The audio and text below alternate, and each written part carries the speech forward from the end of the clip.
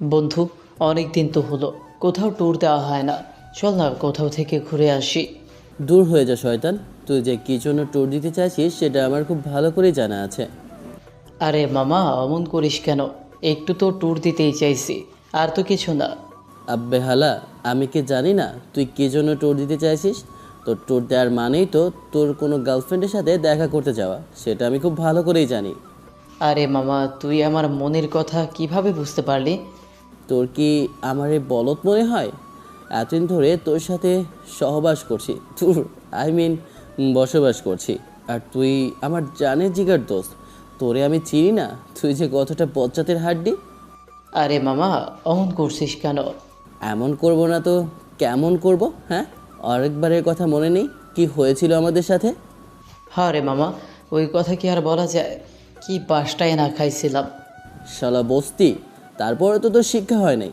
ভাগ্যিস আল্লাহর রহম করেছিল, না হলে ওই দিন তোর কেল্লাফতে হয়ে যেত। হ্যাঁ রে মামা, তুই ওই কথা আর মনে করিয়ে দিস না রে। ওই কথা মনে পড়লে শরীরে এখনও কাঁটা দিয়ে ওঠে। শালা, তারপরে তো তোর শিক্ষা হয় নাই। আপনারা হয়তো অনেকেই বুঝতে পারতেছেন না যে আমরা কি নিয়ে কথা বলতেছি। তো চলেন আপনাদের বুঝিয়ে বলি। আসলে আমার বন্ধু রায়হান একটু প্লে বয় টাইপের। ও সবার সাথেই টাঙ্কি মারার চেষ্টা করে। তো তেমনই একদিন ওর ফেসবুকে একটা রিলেশন হয়। কথাই আছে না, অল্প বয়সে পাকলে বাল, দুঃখ থাকে চিরকাল। তো ওর ক্ষেত্রেও সেই একই কাজটা হয়েছিল।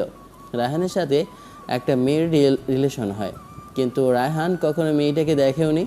আর রায়হান মেয়েটার সাথে দেখা করতে যাবে বলেই আমাকে মিথ্যা বলে যে দোস্ত, চল না ট্যুর দিয়ে আসি কোথাও থেকে।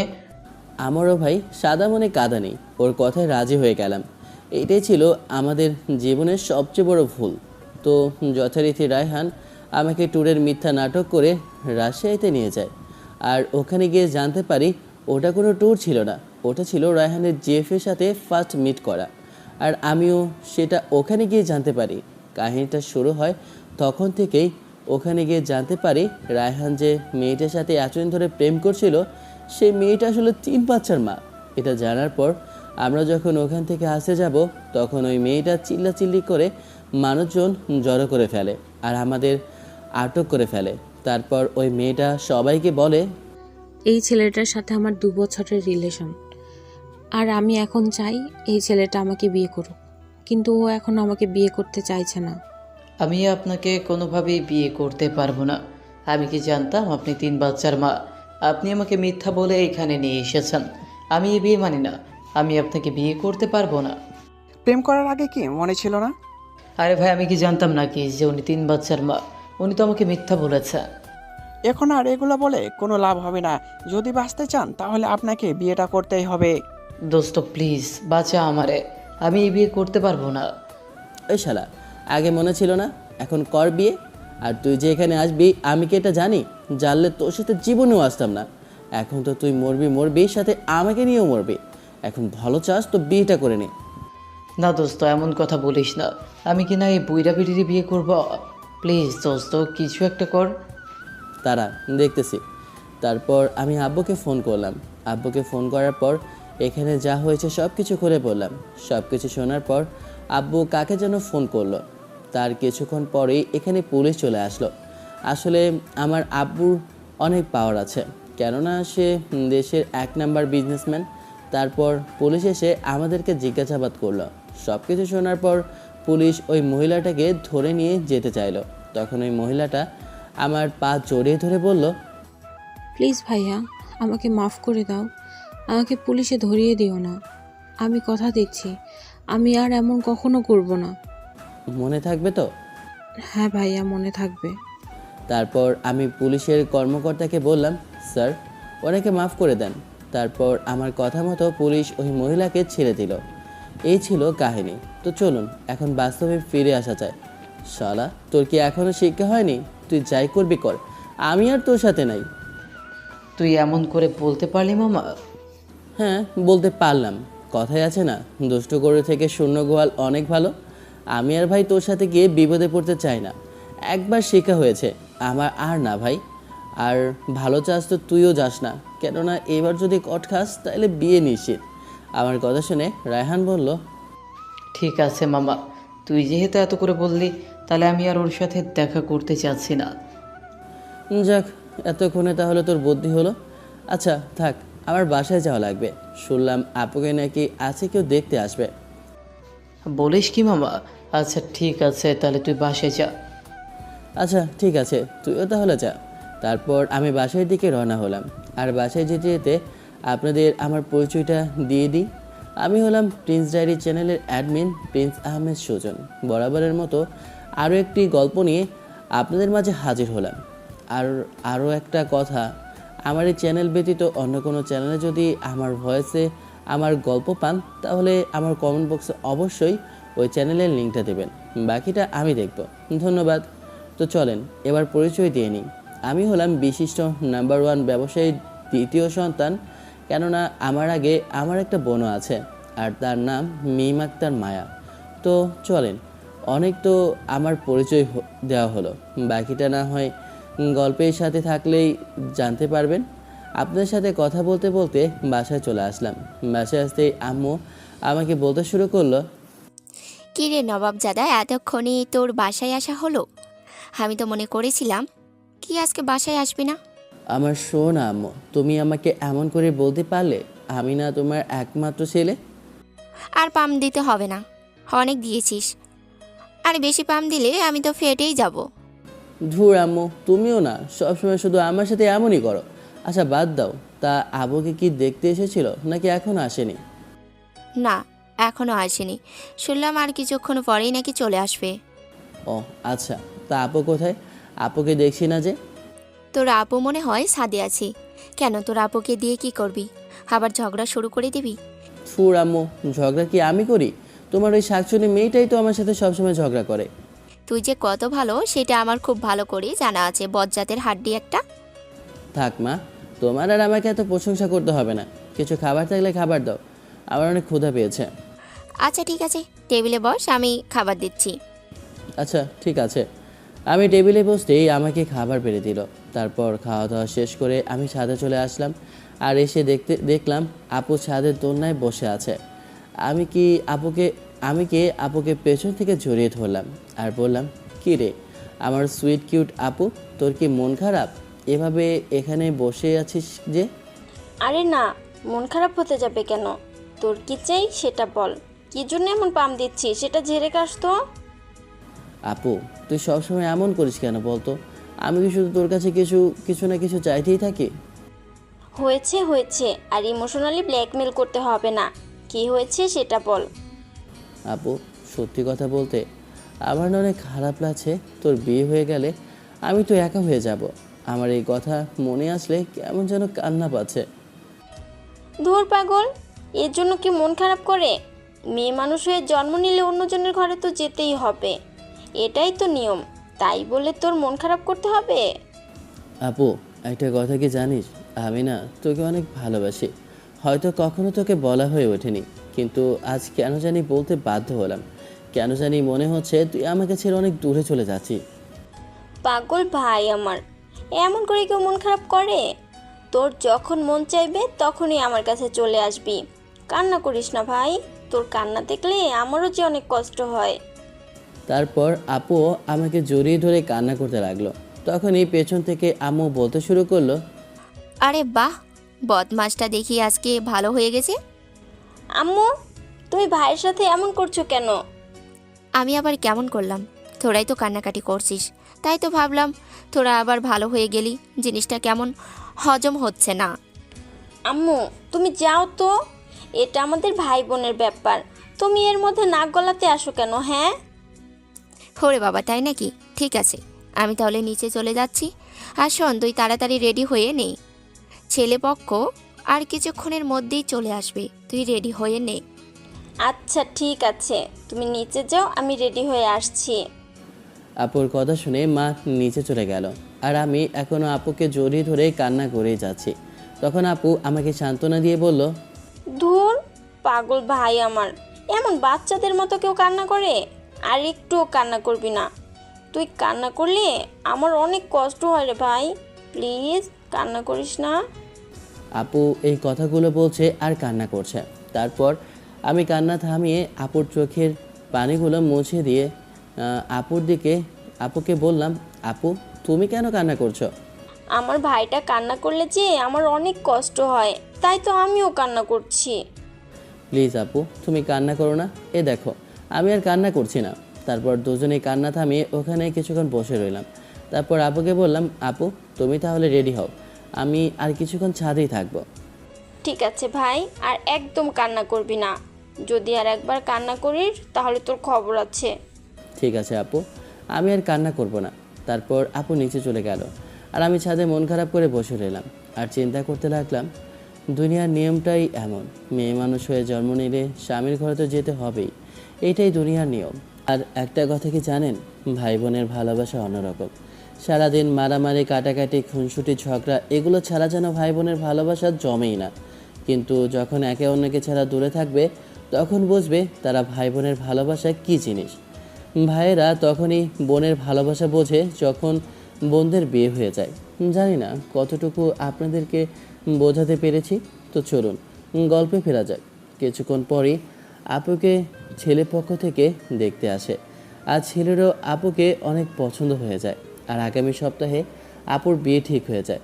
আর এর মধ্যে সব কিছুর আয়োজন করতে হবে, তাই সব কিছুর আয়োজন করার জন্য আমরা যেন উঠে পড়ে লেগে গেছি। একমাত্র বোন বলে কথা, বিন্দু পরিমাণও ত্রুটি যেন না হয় সেটাই চেষ্টা করছে। বাড়িতে সকল আত্মীয় স্বজনে গমগম করছে। এভাবেই দেখতে দেখতে আপুর গায়ে হলুদের দিন চলে আসে। আজকে আপুর গায়ে হলুদ, তাই আমি রায়হানকে বললাম, দোস্ত আজকে তো আপুর গায়ে হলুদ, তুই আসবি না? হ্যাঁ রে, আসবো তো। না আসলে কি হয়, গায়ে হলুদে কত মেয়েরা আসবে, আর এটা কি মিস করা যায়? হালা তুই আর ভালো হলি না। আচ্ছা ঠিক আছে, তাড়াতাড়ি চলে আসিস। আর হ্যাঁ, হলুদ পাঞ্জাবি পরে আসবি, ঠিক আছে? আমিও হলুদ পাঞ্জাবি পরবো। আচ্ছা ঠিক আছে মামা। তারপর আমিও যথারীতি রেডি হয়ে নিচে আসলাম। আর নিচে এসে দেখি আপুকে এখন পর্যন্ত কেউ হলুদই দেয়নি। আমি আম্মুকে গিয়ে জিজ্ঞেস করলাম, আম্মু আপুকে এখনও হলুদ দাওনি কেন? এতক্ষণই তোর আসার সময় হলো, আর কি করে হলুদ দেব? তোর আপু তো বায়না ধরেছে তুই যে পর্যন্ত ওকে হলুদ দিবি না ওই পর্যন্ত ও হলুদ লাগাবে না। আরে আম্মু দেরি হবে না, বাসায় কত কাজ করতে হলো তুমি কি চোখে দেখো না? আর সমস্যা নেই, আমি তো এখন এসে গেছে, দাঁড়াও আমি আগে গিয়ে আপুকে হলুদ দিয়ে আসি। তারপর আমি আপুকে হলুদ দিলাম। আমার দেওয়ার পরে আস্তে আস্তে সবাই আপুকে হলুদ দিতে থাকলো। তারপর এদিক ওদিক করে তাকিয়ে দেখি আমার বন্ধু রায়হান আসে কিনা। হঠাৎ দরজার দিকে চোখ দিতেই দেখলাম শালা বোকাচোদা এসে গেছে। তখন আমি রায়হানকে বললাম, কিরে শালা বোকাচোদা, এতক্ষণে তোর আসার সময় হলো? সরি মামা, একটু দেরি হয়ে গেছে। আর মামা, আজকে অন্তত এভাবে ইনসাল্ট করিস না, দেখছিস তো এখানে কত মেয়েরা আছে। আচ্ছা ঠিক আছে। তারপর আমি আর রায়হান এদিক ওদিক হাঁটাহাঁটি করছি।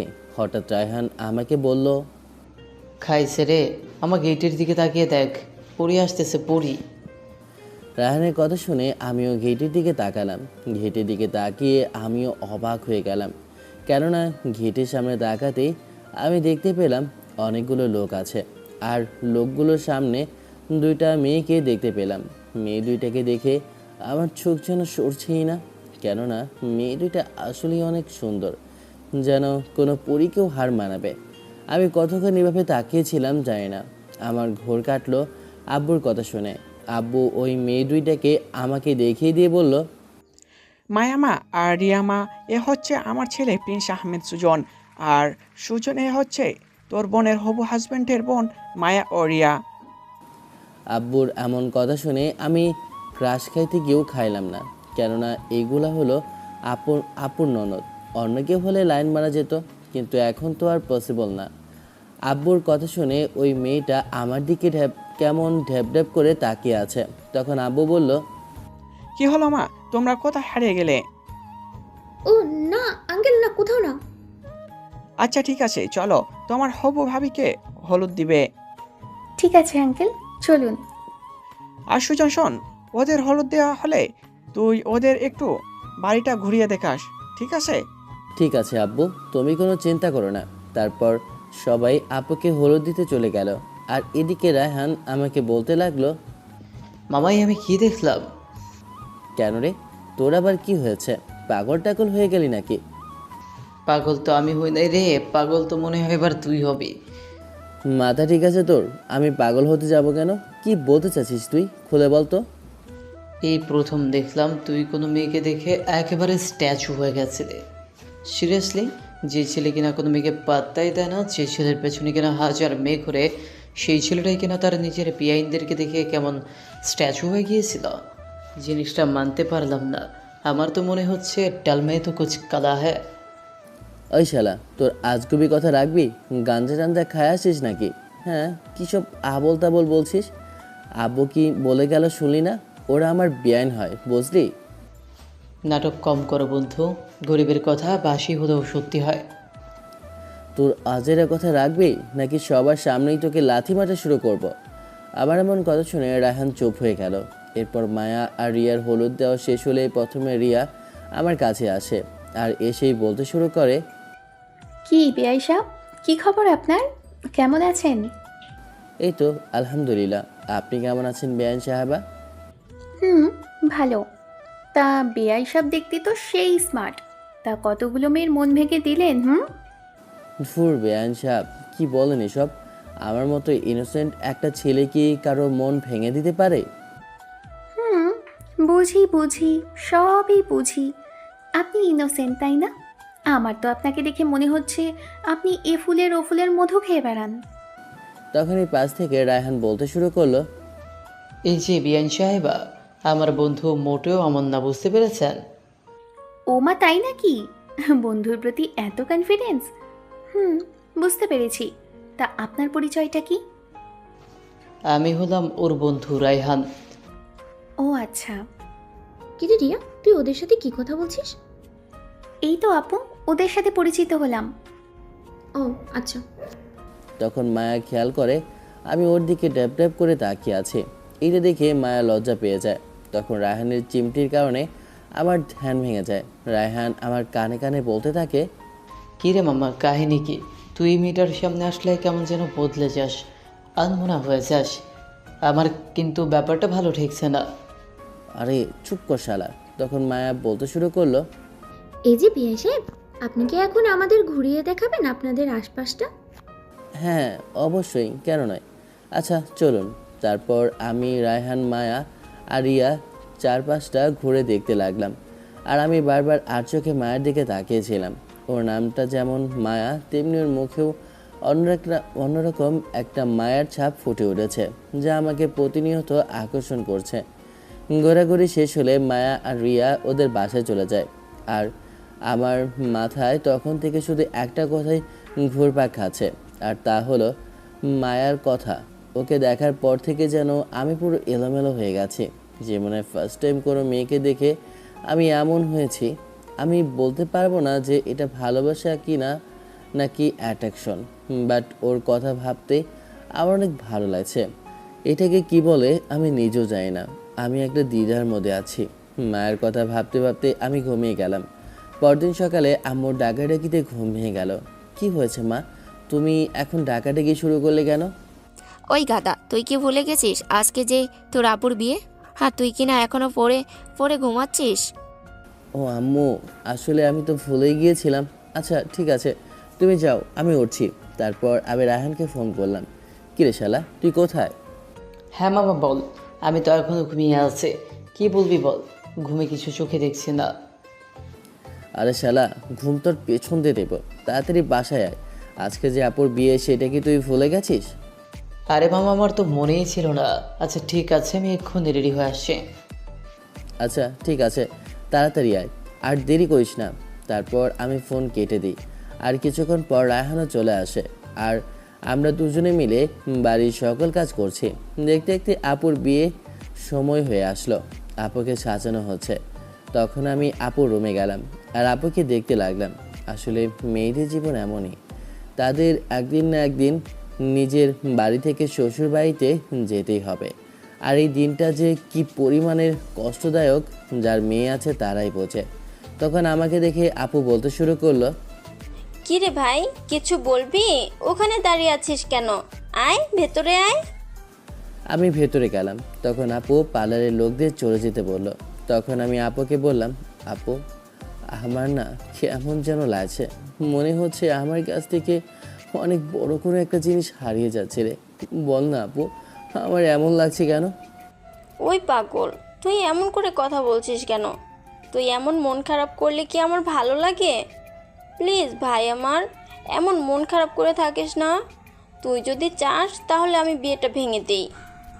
ধুর আপু, তুইও না। আর কান্না করছিস কেন? কান্না করলে মেকআপ নষ্ট হয়ে যাবে না? তাই তো, এটা তো আগে ভাবা উচিত ছিল। সব নষ্টের মূল হলি তুই, তোর জন্যই তো আমার মেকআপটা নষ্ট হয়ে গেল। আপুর কথা শুনে ফিক করে হেসে দিলাম। তারপর আমি বাইরে চলে আসলাম। আমি জানি আপুরও আমাকে ছেড়ে যেতে ইচ্ছে করছে না, কিন্তু এটাই তো নিয়তি। সব মেয়েদেরই একদিন না একদিন বাবার বাড়ি ছেড়ে শ্বশুর বাড়িতে যেতে হবে।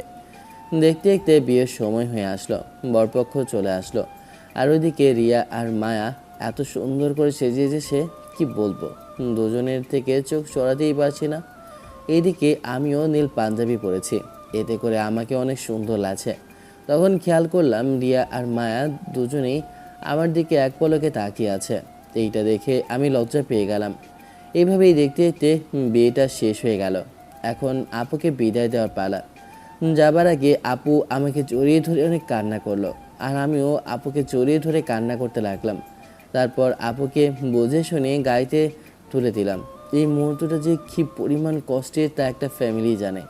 কোনো রকমে রাতটা পার করলাম। তারপর সকাল হয়ে গেল, আর আমরা সব কিছু ঠিকঠাক করে দুপুরের দিকে আপুদের বাসায় যাওয়ার উদ্দেশ্যে রওনা হলাম। আর আব্বু তো সেই সকালে চলে গেছে। এইটাই নাকি নিয়ম আপুদের বাড়ি যেতে। আপু আমাকে দেখে জড়িয়ে ধরলো। তারপর এভাবে অনেকক্ষণ থাকার পর আপু আম্মুকেও জড়িয়ে ধরলো। এভাবেই দেখতে দেখতে অনেকক্ষণ পার হয়ে গেল। এদিকে এখন আমাদের খাওয়া দাওয়ার পালা। খাওয়া দাওয়া শেষ হওয়ার পর আপু রিয়াকে আর মায়াকে বলল আমাকে আর রায়হানকে আশপাশটা ঘুরিয়ে দেখাতে বলল। ঠিক আছে ভাবি, তো চলেন বিআই সাহেবেরা আপনাদের বাড়িটা ঘুরিয়ে দেখায়। তা বিআই সাহেব, কেমন দিনকাল যাচ্ছে আপনার? এই তো আলহামদুলিল্লাহ, আপনার কি খবর বেয়ান সাহেবা? এই তো আলহামদুলিল্লাহ ভালো। তা এখন পর্যন্ত কতজনের সাথে রিলেশন করলেন? ফুর, কি যে বলেন না বেয়ান সাহেব, আমি কারোর সাথে রিলেশন করিনি। বিশ্বাস না হলে আমার বন্ধুকে জিজ্ঞেস করে দেখেন। ওমা, তাই নাকি? এত কিউট একটা ছেলে রিলেশন করে নাই, এটা কেমন যেন অবাস্তব মনে হচ্ছে না? এটাও কি আমাকে মেনে নিতে হবে? যেটা সত্যি আমি সেটাই বলছি। এখন আপনি যদি মেনে নিতে না পারেন তাহলে আমি কি করতে পারি? তা আপনার কি খবর? আপনি কয়টা রিলেশন করলেন? আমিও সেম, এখন পর্যন্ত কারোর সাথে রিলেশনে যাইনি, কেননা আমার মন মতো কাউকে পাইনি। তবে এখন মনে হচ্ছে কাউকে পেয়ে গেছি। কি বলেন? তা সেই মনের মানুষটা কে? যদিও মায়ের কথা শুনে আমার কেমন জানি না অনেক খারাপ লাগলো। তারপরেও আমি ওকে বুঝতে না দিয়ে ওকে জিজ্ঞেস করলাম। আছে কেউ একজন, অন্য কোনো দিন বলবো। আমাদের এরকম কথাবার্তা শুনে অন্যদিকে রিয়া জ্বলতে শুরু করলো, কেননা রিয়া আমাকে প্রথম দেখাতেই ভালোবেসে ফেলেছে। আর এদিকে আমরা ঘোরাঘুরি শেষ করে বাসায় চলে আসলাম। যদিও মায়ের কথা শুনে আমার মনটা অনেক খারাপ, তারপরেও কিছু করার নেই। এইভাবেই দেখতে দেখতে অনেকদিন পার হয়ে গেল।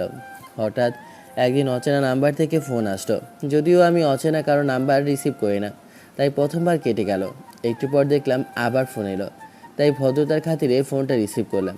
আসসালামু আলাইকুম, কে বলছেন? আপনার মনের মানুষ। আরে ধুর, কী সব আজব কথাবার্তা বলতেছেন। আমার মনের মানুষ মানে? চোখ খুলে দেখোই না কে এসেছে। আরে ধুর, এমন ভনিতা না করে সোজাসুজি বলুন তো কে আপনি? আরে বেআই সাহেব, এমন হাইপার হচ্ছেন কেন? আমি রিয়া বলছি। ও আপনি আপনি এসব কেমন কথা বলছেন বুঝলাম না। আরে বেআই, আপনার সাথে একটু মজা করলাম, আপনি দেখি এটাও বোঝেন না। ও, আমি আরও ভাবলাম না থাক।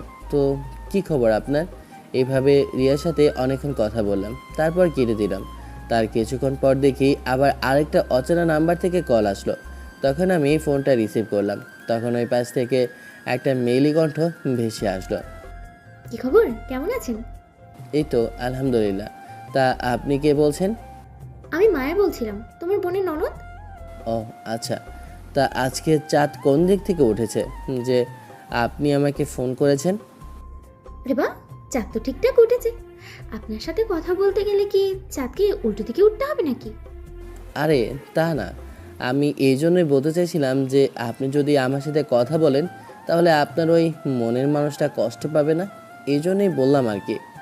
না, কষ্ট পাবে না, কারণ মানুষটা যে আর অন্য কেউ না, সেটা হলো। আমি কৌতূহল নিয়ে মায়াকে জিজ্ঞেস করলাম, কি হলো বলুন, সেই মানুষটাকে? তখন মায়া বলতে শুরু করলো, এখানে বলবো না, আজকে আমার সাথে দেখা করো, তারপরে বলবো। তুমি আমার সাথে পার্কে দেখা করো, ওখানেই তোমাকে সব কিছু বলবো। আচ্ছা ঠিক আছে, কখন আসতে হবে বলেন? 3টার দিকে চলে এসো, আমি তোমার জন্য অপেক্ষা করব। আচ্ছা ঠিক আছে। তারপর আরও কিছু কথাবার্তা বলে কলটা কেটে দিলাম। আর আমার মাথায় শুধু মায়ের ওই কথাটাই ঘুরপাক খাচ্ছে। জানি না মায়া আমাকে কি বলবে। দেখতে দেখতে সময় ঘনিয়ে আসলো। আমি 2টোর দিকে পার্কে গিয়ে বসেছিলাম। প্রায় 3টার দিকে দেখি মায়া নীল একটা শাড়ি পরে পার্কে চলে এসেছে। আমি যেন মায়ের দিক থেকে চোখ সরাতেই পারছিলাম না। আমি মায়ের দিকে তাকিয়েছিলাম। তখন মায়া আমার কাছে এসে তুড়ি বাজিয়ে বলতে লাগলো, কি ওভাবে কি দেখছো? হ্যাঁ, এভাবে দেখার কি আছে? এমনভাবে দেখছো মনে হয় আমাকে আগে কখনো দেখোনি। সরি, আসলে আপনাকে দেখতে যে আজকে এতই সুন্দর লাগছে বলে বোঝাতে পারবো না। আপনার মনের মানুষটা যদি এই লোকে আপনাকে দেখে তাহলে একেবারে ঘায়েল হয়ে যাবে। আমার এমন কথা শুনে মায়া লজ্জা পেয়ে গেল। তখন আমি মায়াকে বলতে শুরু করলাম, আচ্ছা আপনি যেন আমাকে কি বলবেন? বলার জন্যই তো এখানে আসা। আচ্ছা তুমি চোখটা বন্ধ করো। ও মা, চোখ বন্ধ করবো কেন? আরে আগে বন্ধ করো না, তারপর বলছি। আচ্ছা ঠিক আছে। মায়ের কথা মতো আমি চোখ বন্ধ করলাম। আর এদিকে মায়া একগুচ্ছ গোলাপ ফুল হাতে নিয়ে হাঁটু গেড়ে বসে আমাকে প্রপোজ করার স্টাইলে বসলো। তারপর আমাকে চোখ খুলতে বললো। আমি চোখ খুলে তো নিজের চোখই বিশ্বাস করতে পারছি না। আমি কৌতূহল নিয়ে মায়াকে জিজ্ঞেস করলাম, এগুলো কি হচ্ছে?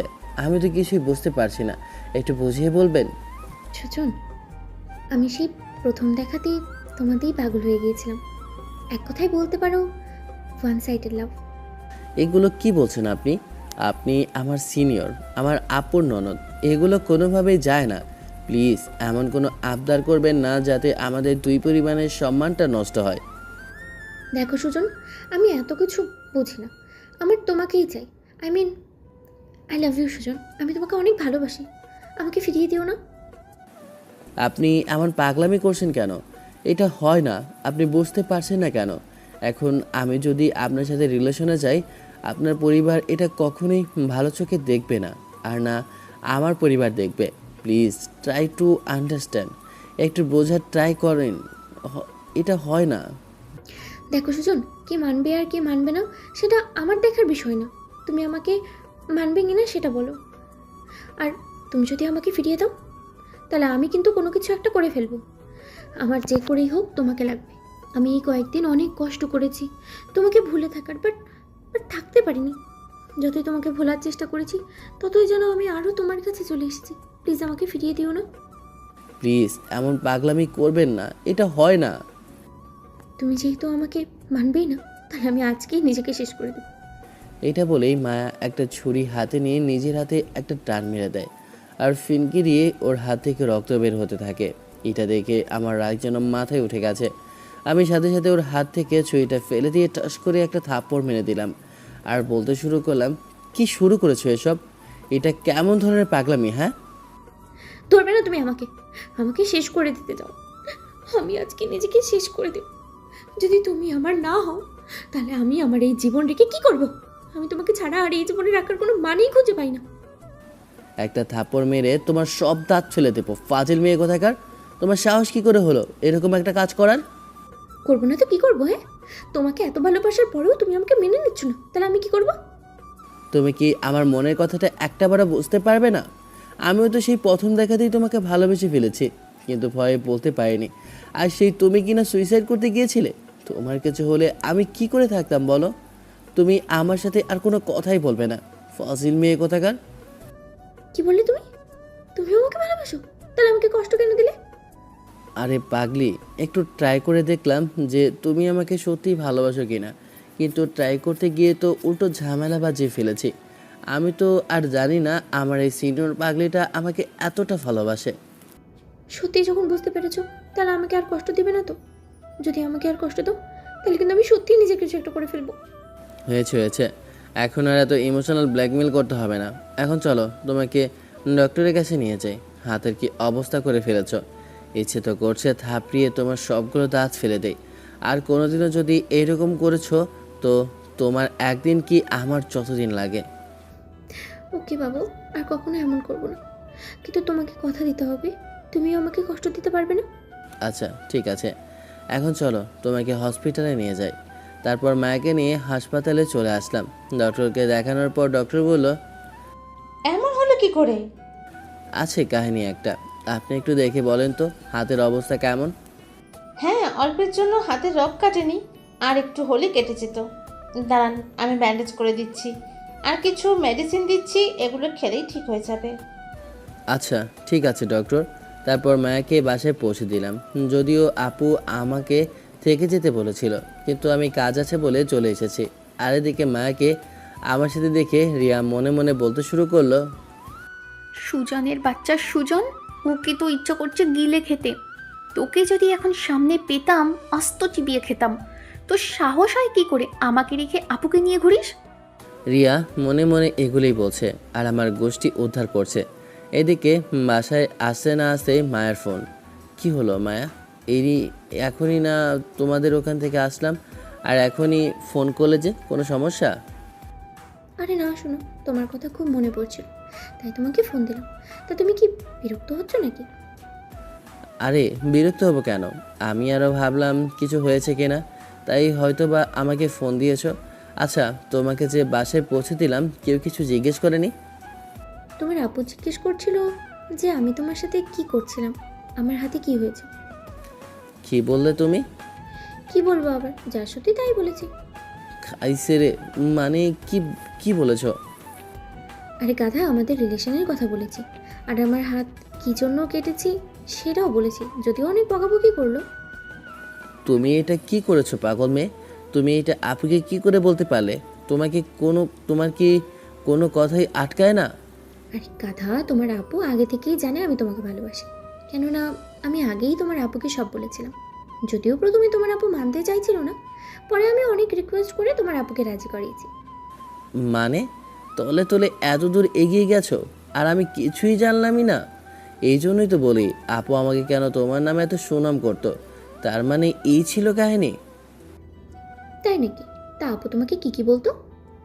তোমার সুনামে পঞ্চমুখ ছিল, এত পরিমাণ তোমার নামে বলতো যে আপুর কাছে শুনতে শুনতে তোমাকে আরও বেশি ভালোবেসে ফেলেছিলাম। হুমা, তাই নাকি? আমার বাবুটা আমাকে এত ভালোবাসে? অনেক ভালোবাসি, বাট এই ভালোবাসাটা তো একটা সময় কমে যাবে, তখন কি হবে? মানে বলতে চাইছিস তুই তোর কি আমাকে ছাড়া অন্য কাউকে লাগবে? বল, তোর মনে আর বসবাস আমি ছাড়া আর কে আছে? আরে এত রেগে যাচ্ছ কেন? হ্যাঁ, হবে কেউ একজন, বাট এখন সে নেই। তোর সাহস তো কম না, তুই আবার বলছিস যে হবে কেউ? তোকে তো ইচ্ছে করছে মেরে আলু ভর্তা বানিয়ে ফেলি। তুই আমার সাথে কোনো কথা বলবি না। আরে পাগলি, এত রেগে যাচ্ছ কেন? আমার কথাটা তো আগে শোনো। তোর কোনো কথাই আমি শুনতে চাই না, তুই আমার সাথে কথা বলবি না। আরে শোনা, আগে শোনো আমি কি বলতে চাই, তারপর না হয় রাগ করো।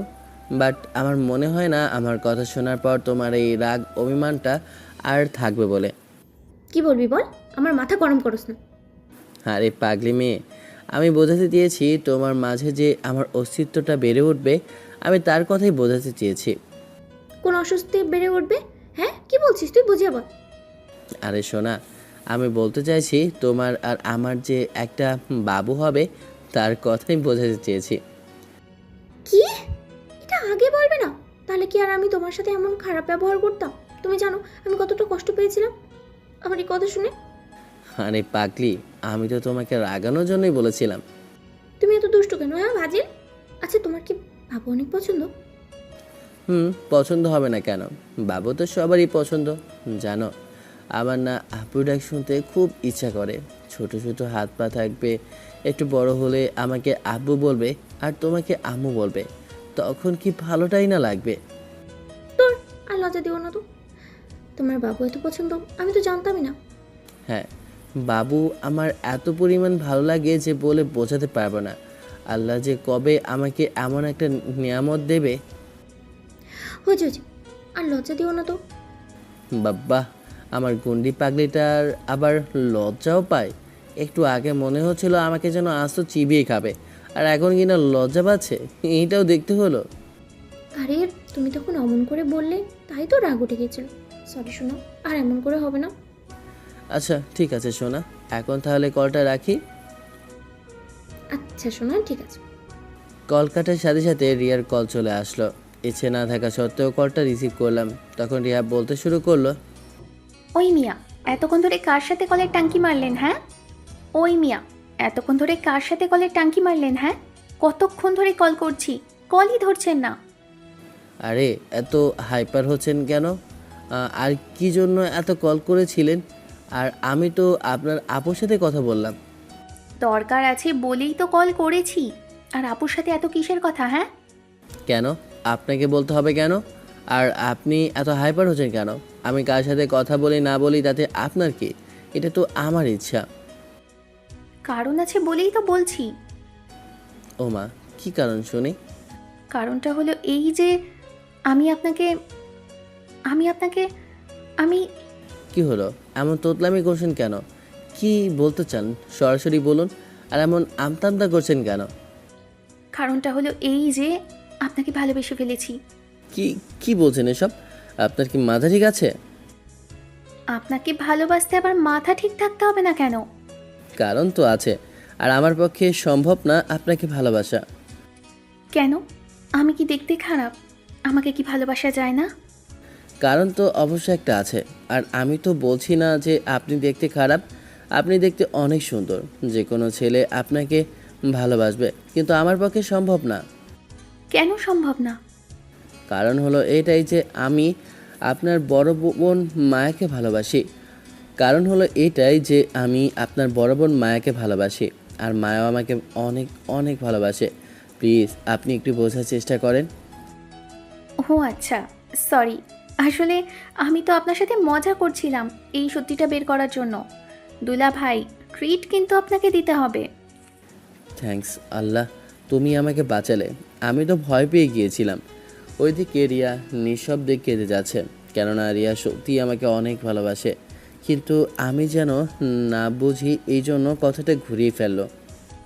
আচ্ছা দুলা ভাই, এই কথা কিন্তু আপনি আবার আপুকে বলতে যেন না, তাহলে কিন্তু আপু আমাকে ভুল বুঝবে। আচ্ছা ঠিক আছে শালিকা, তোমার ওটা নিয়ে টেনশন করতে হবে না। আচ্ছা ঠিক আছে শালিকা, তোমার ওটা নিয়ে টেনশন করতে হবে না। আচ্ছা থাকো তাহলে, আর তোমাকে অন্য সময় ট্রিট দেবো। ওকে দুলা ভাই, ঠিক আছে, ভালো থাকবেন। এটা বলেই ফোনটা কেটে দিল। আর ফোনটা কেটে দিয়ে রিয়া কাঁদতে লাগলো। এদিকে আমি ফ্রেশ হয়ে রায়হানকে ফোন করলাম, কেননা ওকে যদি এই বিষয়টা না জানাই তাহলে শালে সেন্টি খাবে। কিরে ভাই, হঠাৎ এই অবেলায় ফোন করলি, কাহিনী কি বলতো? ওই শালা, তোর কাছে ফোন করতে কি আবার কাহিনী লাগে? বাট কাহিনী তোর একটা আছে। সন্ধ্যায় দেখা কর, তোকে একটা সারপ্রাইজ দেবো। আচ্ছা ঠিক আছে মামা, তুই তাহলে করিম মামার চায়ের দোকানে চলে আয়, আমি ওইখানেই থাকবো। আচ্ছা ঠিক আছে, থাক তাহলে। আমি ফ্রেশ টেশ হয়ে করিম মামার চায়ের দোকানে চলে আসলাম। এসেই তো দেখি রায়হান সিগারেট হাতে বসে আছে। কিরে শালা, তুই না সিগারেট খাওয়া ছেড়ে দিয়েছিস?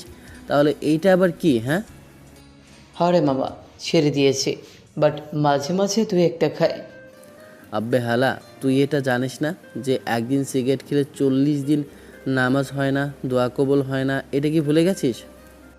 আরে মামা, আসলেই তো, আমি তো ভুলেই গেছিলাম। ঠিক আছে মামা, এই নে ফেলে দিলাম। বন্ধু, আমাকে দেখানোর জন্য ফালানোর কোনো মানে হয় না। ওই অপরালাকে ভয় করে আজকে থেকে তওবা কর, আর কোনোদিনও সিগারেট খাবি না। কি লাভ এই জাহান্নামী খাবার খাওয়া? বন্ধু ঠিকই বলেছিস। যা, আজকে থেকে আল্লাহর নামে শপথ করে এই সিগারেট খাওয়া ছেড়ে দিলাম। ইনশাআল্লাহ আর কোনো দিনও সিগারেট খাবো না।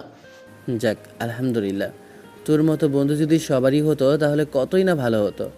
আমি তোকে রিকোয়েস্ট করলাম আর তুই আল্লাহর ভয় পেয়ে সিগারেটটা ছেড়ে দিলি।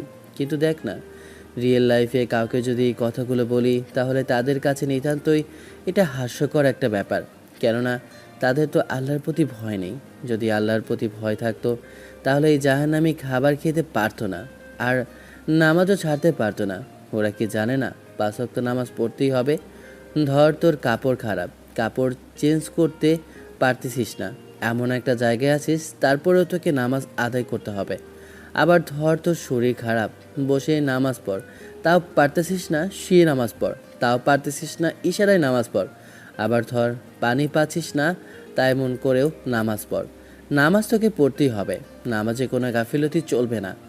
মানুষ এইটা বোঝে না যে নামাজ হলো বেহেশতের চাবি। যদি বুঝতো তাহলে কখনোই নামাজ ছাড়তো না। তুই একটা কথা বোঝ, রোজা যেমন ধর ভাঙলে পরে আবার রোজা রাখা যায়, নামাজ কিন্তু তা না। 5 ওয়াক্ত নামাজ ওয়াক্ত অনুযায়ী পড়তেই হবে। তুই স্বাভাবিক একটা কথা ভাব, নামাজ কিন্তু কাজা পড়লেও গুনাহ থাকবে। তো চেষ্টা করবি 5 ওয়াক্ত নামাজ ওয়াক্ত অনুযায়ী মসজিদে পড়ার। একান্তই যদি কোনো সমস্যা না থাকে তাহলে মসজিদে পড়া বাধ্যতামূলক। আর আমার পাঠক ভাইয়েরা, আপনারাও আমার কথাটা বোঝার চেষ্টা করবেন। আপনারা নিয়মিত 5 ওয়াক্ত নামাজ পড়ার চেষ্টা করবেন। হ্যাঁ রে মামা, ঠিকই বলছিস। আজকে থেকে 5 ওয়াক্ত নামাজ পড়ার চেষ্টা করব ইনশাআল্লাহ। আর আপনারা যারা নিয়ত করেছেন অবশ্যই ইনশাআল্লাহ বলবেন, তাহলে আল্লাহ হয়তো আপনাদের মনকে নরম করে দিবে আর সাহায্য করবে। আচ্ছা মামা, তুই না আমাকে যেন কি বলতে চেয়েছিলি? হ্যাঁ, আসলে মামা কাহিনী তো একটা হয়ে গেছে।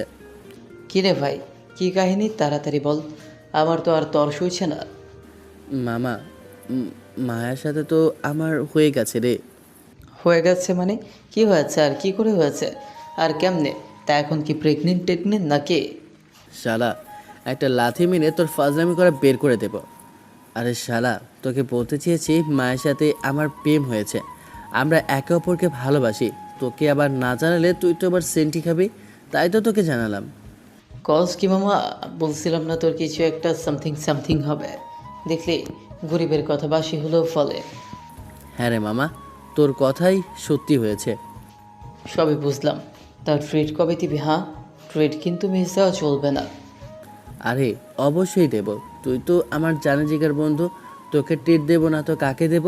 দেখি কবে দেওয়া যায়। ওকে মামা, ঠিক আছে, তাহলে ওই কথাই রইল। আর আমার ট্রিটটা কিন্তু খুব তাড়াতাড়ি চাই। আব্বে শালা, হবে সবই হবে। এখন একটু ধৈর্য ধরতে শেখ। তারপর এভাবে রায়ানের সাথে আড্ডা দিয়ে রাত 10টার দিকে বাসায় ফিরলাম। বাসায় ফিরতে দরজা কলিং বেল দিতে দেখি আমার জম দরজার সামনে দাঁড়িয়ে আছে। আমাকে দেখে বলতে শুরু করলো, কি ব্যাপার, রাত কয়টা বাজে? এদিকে খেয়াল আসে, এত রাত করে বাসার বাইরে কেন? আসলে আব্বু, রায়ানের সাথে আড্ডা দিতে দেরি হয়ে গেছে। ঠিক আছে, আজকের মতো কিছু বললাম না, এরপর থেকে যেন দেরি না হয়, কথাটা যেন মাথায় থাকে। ঠিক আছে আব্বু। তারপর রাতের খাওয়া দাওয়া করে মায়ের সাথে কিছুক্ষণ কথা বললাম। মায়া তো কল কাটতেই চাইছিল না, আমি জোর করে কেটেছি। আর মায়াকে বলেছি কালকে রায়হানকে ট্রিট দেব, ওইখানে যেন মায়াও চায়। মায়াও রাজি হয়েছে। এদিকে মায়ের কথা ভাবতে ভাবতে ঘুমিয়ে গেলাম। ওইদিকে আপু রিয়ার রুমে পাশ দিয়ে যাচ্ছিল, তখন শুনতে পেল রিয়া সুজন করে কান্না করছে। তখন আপু রিয়ার রুমে নক করলো। রিয়া, কি হয়েছে তোমার? তুমি এভাবে কান্না করছো কেন? দরজাটা খোলো, ভাবি তোমার সাথে কথা বলবে। কই ভাবি, না তো, আমি কান্না করছি না। তুমি ভুল শুনেছো। ঠিক আছে, তুমি দরজাটা খোলো, ভাবি তোমার সাথে কথা বলবে। ভাবি, আসলে আমার না এখন ভালো লাগছে না, পরে কথা বলি তোমার সাথে। না, ভাবি তোমার সাথে এখনই কথা বলবে। প্লিজ দরজাটা খোলো, না হলে কিন্তু ভাবি রাগ করবে। প্লিজ আমার সোনা বোনটা, দরজা খোলো। ওকে ভাবি, খুলছি। তারপর রিয়া তার চোখের পানি মুছে দরজাটা খুললো। আপু রুমের মধ্যে ঢুকে দেখতে পারলো রুমটা এলোমেলো আর রিয়ার চোখ লাল হয়ে আছে। এইটা দেখে আপু জিজ্ঞেস করলো, আমার সোনা বোনটার কি হয়েছে? আর সুজন আর তোমাকে কি আমার সোনা বোনটার কি হয়েছে? আর সুজন তোমাকে কি করেছে? তুমি ওর কথা বলে বলে কান্না করছিলে কেন? কই ভাবি, না তো, তুমি হয়তো ভুল শুনেছো, আমি কান্না করব কেন? দেখো, আমি কিন্তু কোনো ছোট বাচ্চা নই যে আমি কিছুই বুঝবো না। আর তোমার চোখ দেখেই বোঝা যাচ্ছে তুমি কি পরিমাণ কান্না করেছো। কি হয়েছে বলো আমাকে। আসলে ভাবি, এই কথা বলে রিয়া কান্না করে দেয় আর আপুকে জড়িয়ে ধরে। তখন আপু রিয়াকে জড়িয়ে ধরে বলতে শুরু করলো, কি হয়েছে আমার আপুটার? আমার আপুটাকে কে কষ্ট দিয়েছে? ভাবি, আমি যে তোমার ভাইকে অনেক ভালোবাসি, কিন্তু তোমার ভাই যে আমাকে ভালোবাসে না, তোমার ভাই যে মায়া আপুকে ভালোবাসে। আমার অনেক কষ্ট হচ্ছে ভাবি। প্লিজ আপু, কষ্ট পেও না। দেখো, আমরা যা চাই তা তো আর সবসময় আমাদের ভাগ্যে থাকে না। প্লিজ আপু, কষ্ট পেও না। দেখো, আমরা যা চাই তা তো আর সবসময় আমাদের ভাগ্যে থাকে না। কিছু জিনিস আমাদের মেনে নিতে হয়। প্লিজ বোন আমার, কান্না করো না। নিজেকে শক্ত রাখো। চাইলে যে সব কিছু পেতে হবে তা তো আর না। আল্লাহ কপালে যা রাখে তাই হয়। ভাবি, তুমি ঠিকই বলেছ। আমি আর কষ্ট পাবো না। যত হোক, আমার আপু তো তোমার ভাইকে ভালোবাসে। ওদের ভালোবাসা পূর্ণতা পাক, আমি এতেই খুশি। এই তো আমার লক্ষ্মী বোনটা, আমার সোনা। এর জন্যই তো আমি তোমাকে এত ভালোবাসি। থ্যাংক ইউ ভাবি, তোমাকে অনেক ধন্যবাদ। তোমার সাথে কথা বলে আমার মনটা অনেকটা হালকা হয়ে গেল। এইভাবেই আপু রিয়াকে অনেক বোঝালো। রিয়া কিছুটা বুঝতে পারলো। তারপর রিয়া নিজেকে নিজে সান্ত্বনা দিল। আর এদিকে রায়হানকে দেওয়া কথা অনুযায়ী আমি আর মায়া একটা রেস্টুরেন্টে আসলাম ওকে ট্রিট দেওয়ার জন্য। আর রায়হানের কথা অনুযায়ী ওকে ভরপেট খাওয়ালাম। যদিও ট্রিটের টাকাটা মায়া দিয়েছে, আমি দিতে চেয়েছিলাম কিন্তু আমাকে দিতে দেয়নি। বললো যে ও সিনিয়র, তাই ওই দেবে টাকাটা। এই হলো সিনিয়রকে ভালোবাসার ফল। সিনিয়র গার্লফ্রেন্ড থাকলে আর কি লাগে, যা খরচ লাগে গার্লফ্রেন্ডই দেয়। এভাবেই দেখতে দেখতে অনেক দিন পার হয়ে গেল। রিয়াও নিজেকে অনেক গুছিয়ে নিয়েছে। আর এইদিকে আমার আর মায়ের বিষয়টা দুই ফ্যামিলিকে জানানো হয়েছে। আব্বু আম্মু প্রথমে রাজি হতে চাইছিল না, কিন্তু আব্বু আম্মুকে রাজি করিয়েছে। আর ওদিকে মায়াও ওর ফ্যামিলিকে রাজি করিয়েছে। সব কিছু ভালোই চলছিল। মায়ের সাথে আমার সম্পর্কটা দিন দিন আরও গভীর হতে শুরু করেছিল। আমরা যেন একে অপরকে ছাড়া নিঃশ্বাস নিতেই ভুলে গিয়েছিলাম। কিন্তু হঠাৎ মায়ের কি এমন হলো আমি বুঝতে পারলাম না। বিয়ের আগের দিন মায়া বলতে শুরু করলো, সুজন, তোমার সাথে আমার কিছু কথা আছে। বলো সোনা, কি বলবে? আমি জানি না তুমি কথাটা কিভাবে নেবে, কিন্তু সত্যি বলতে আমার না এখন আর তোমাকে সহ্য হয় না। এক কথায় বলতে পারো, তোমাকে এখন আমার ঘৃণা লাগে। কি বলছো এসব? তুমি মায়া, তুমি কি পাগল হয়ে গেছো নাকি? আমার সাথে ফান করছো? হ্যাঁ, কালকে তোমার সাথে আমার বিয়ে আর তুমি কি না এইসব কথা বলছো? দেখো সোনা, আমার কিন্তু এইসব মজা ভালো লাগতেছে না। প্লিজ আমার সাথে ফাজলামো করো না। ওই তোর সাথে ফাজলামি করবো কেন রে? যেটা সত্যি আমি সেটাই বলছি। এতদিন আমি শুধু তোর সাথে ভালোবাসার অভিনয় করেছি। আমি তোকে ভালোবাসি না, অন্য একজনকে ভালোবাসি। বুঝতে পেরেছিস তুই? নাকি আরও বুঝিয়ে বলতে হবে? হ্যাঁ মায়া প্লিজ, কি বলছো এসব? কেউ কি আমার ব্যাপারে তোমায় কিছু বলেছে? বলো আমাকে। আমাকে কি হয়েছে তোমার? তুমি এরকম করে কথা বলছো কেন? এই দেখ, বেশি প্যাক প্যাক করতে পারবো না তোর সাথে। তোকে আমার এখন আর ভালো লাগছে না, ব্যাস এটাই। আর আমি তোকে বিয়ে করতেও পারবো না। এখন তুই যদি তোর ভালো চাস তাহলে বিয়েটা ক্যান্সেল করে দে। আর না দিলেও কোনো সমস্যা নেই, আমি তো কালকে পালিয়ে যাব। তখন যেটা পারিস করে নিস। কথা ক্লিয়ার? বাই। মায়া এই কথাগুলো বলে কলটা কেটে দিল। আর আমার মাথাটা ভনভন করে ঘুরতে লাগলো। কি বললো এসব মায়া? ও নাকি আমাকে ভালোবাসে না, ও কি আমার সাথে ফান করছে? আমার তো কিছুই মাথায় ঢুকছে না। কাল আমাদের বিয়ে, আর আজকে কি না ও এইসব কথা বলল? এইসব কথা চিন্তা করতে করতে কোনো রকমে রাতটা পার হয়ে গেল। আর আমিও শেষ রাতের দিকে একটু ঘুমিয়ে গেলাম। আর মনকে সান্ত্বনা দিতে লাগলাম যে মায়া এগুলো কখনোই করবে না। ও হয়তো আমার পরীক্ষা নিচ্ছে। কালকে ওর পরীক্ষা নেওয়া বের করব। কত বড় সাহস! আমাকে না কেউ ঘৃণা করে, করাচ্ছে ঘৃণা। একবার বিয়েটা হয়ে যাক, তারপর এই কথাগুলোর মানে বোঝাবো। সকালে আম্মুর ডাকে ঘুমটা ভাঙে। দেখ গাদার কাণ্ড কারখানা। দেখ আজকে ওর বিয়ে, এখনও পড়ে পড়ে ঘুমোচ্ছে। এই উগান্ডা ঘুম থেকে উঠবে নাকি লাথি মেরে বিছানা থেকে ফেলে দেব? মা, কি হয়েছে? এমন করে চিল্লাচ্ছ কেন? চিল্লাচ্ছি কি আর সাদে? আজকে যে তোর বিয়ে, এটা কি তোর মনে আছে? এখনও যে পড়ে পড়ে ঘুমাচ্ছিস। ও আম্মু, আচ্ছা তুমি যাও, আমি উঠছি। যদিও ঘুমে ঘরে রাতে কথাগুলো ভুলে গিয়েছিলাম, বাট একটু পরে মনে পড়লো। তারপর নিজেকে বুঝিয়ে কোনো রকমে ফ্রেশ হয়ে সকল কাজকর্ম শেষ করে আমরা সবাই বের হলাম মায়াদের বাসায়। মায়াদের বাসায় পৌঁছে বাড়ির পরিবেশটা কেমন যেন আতঙ্ককর হয়ে আছে তা দেখতে পেলাম। সবাই যেন কি বলাবলি করছে। কিছুটা দূরে দেখলাম আপু দাঁড়িয়ে আছে। আপু আমাকে দেখে আমার কাছে আসলো আর আমাকে বলতে লাগলো, ভাই চল, তোর সাথে আমার কিছু কথা আছে। কি হয়েছে আপু? আর তোর চোখ মুখ এমন শুকনো লাগছে কেন? কোনো কিছু কি হয়েছে? হরে ভাই, অনেক বড় একটা কাহিনী হয়ে গেছে। আপুর এই কথা শুনে আমার যেন পায়ের নিচ থেকে মাটি সরে গেল। আর মায়ের বলা কথাগুলো মনে পড়তে লাগলো।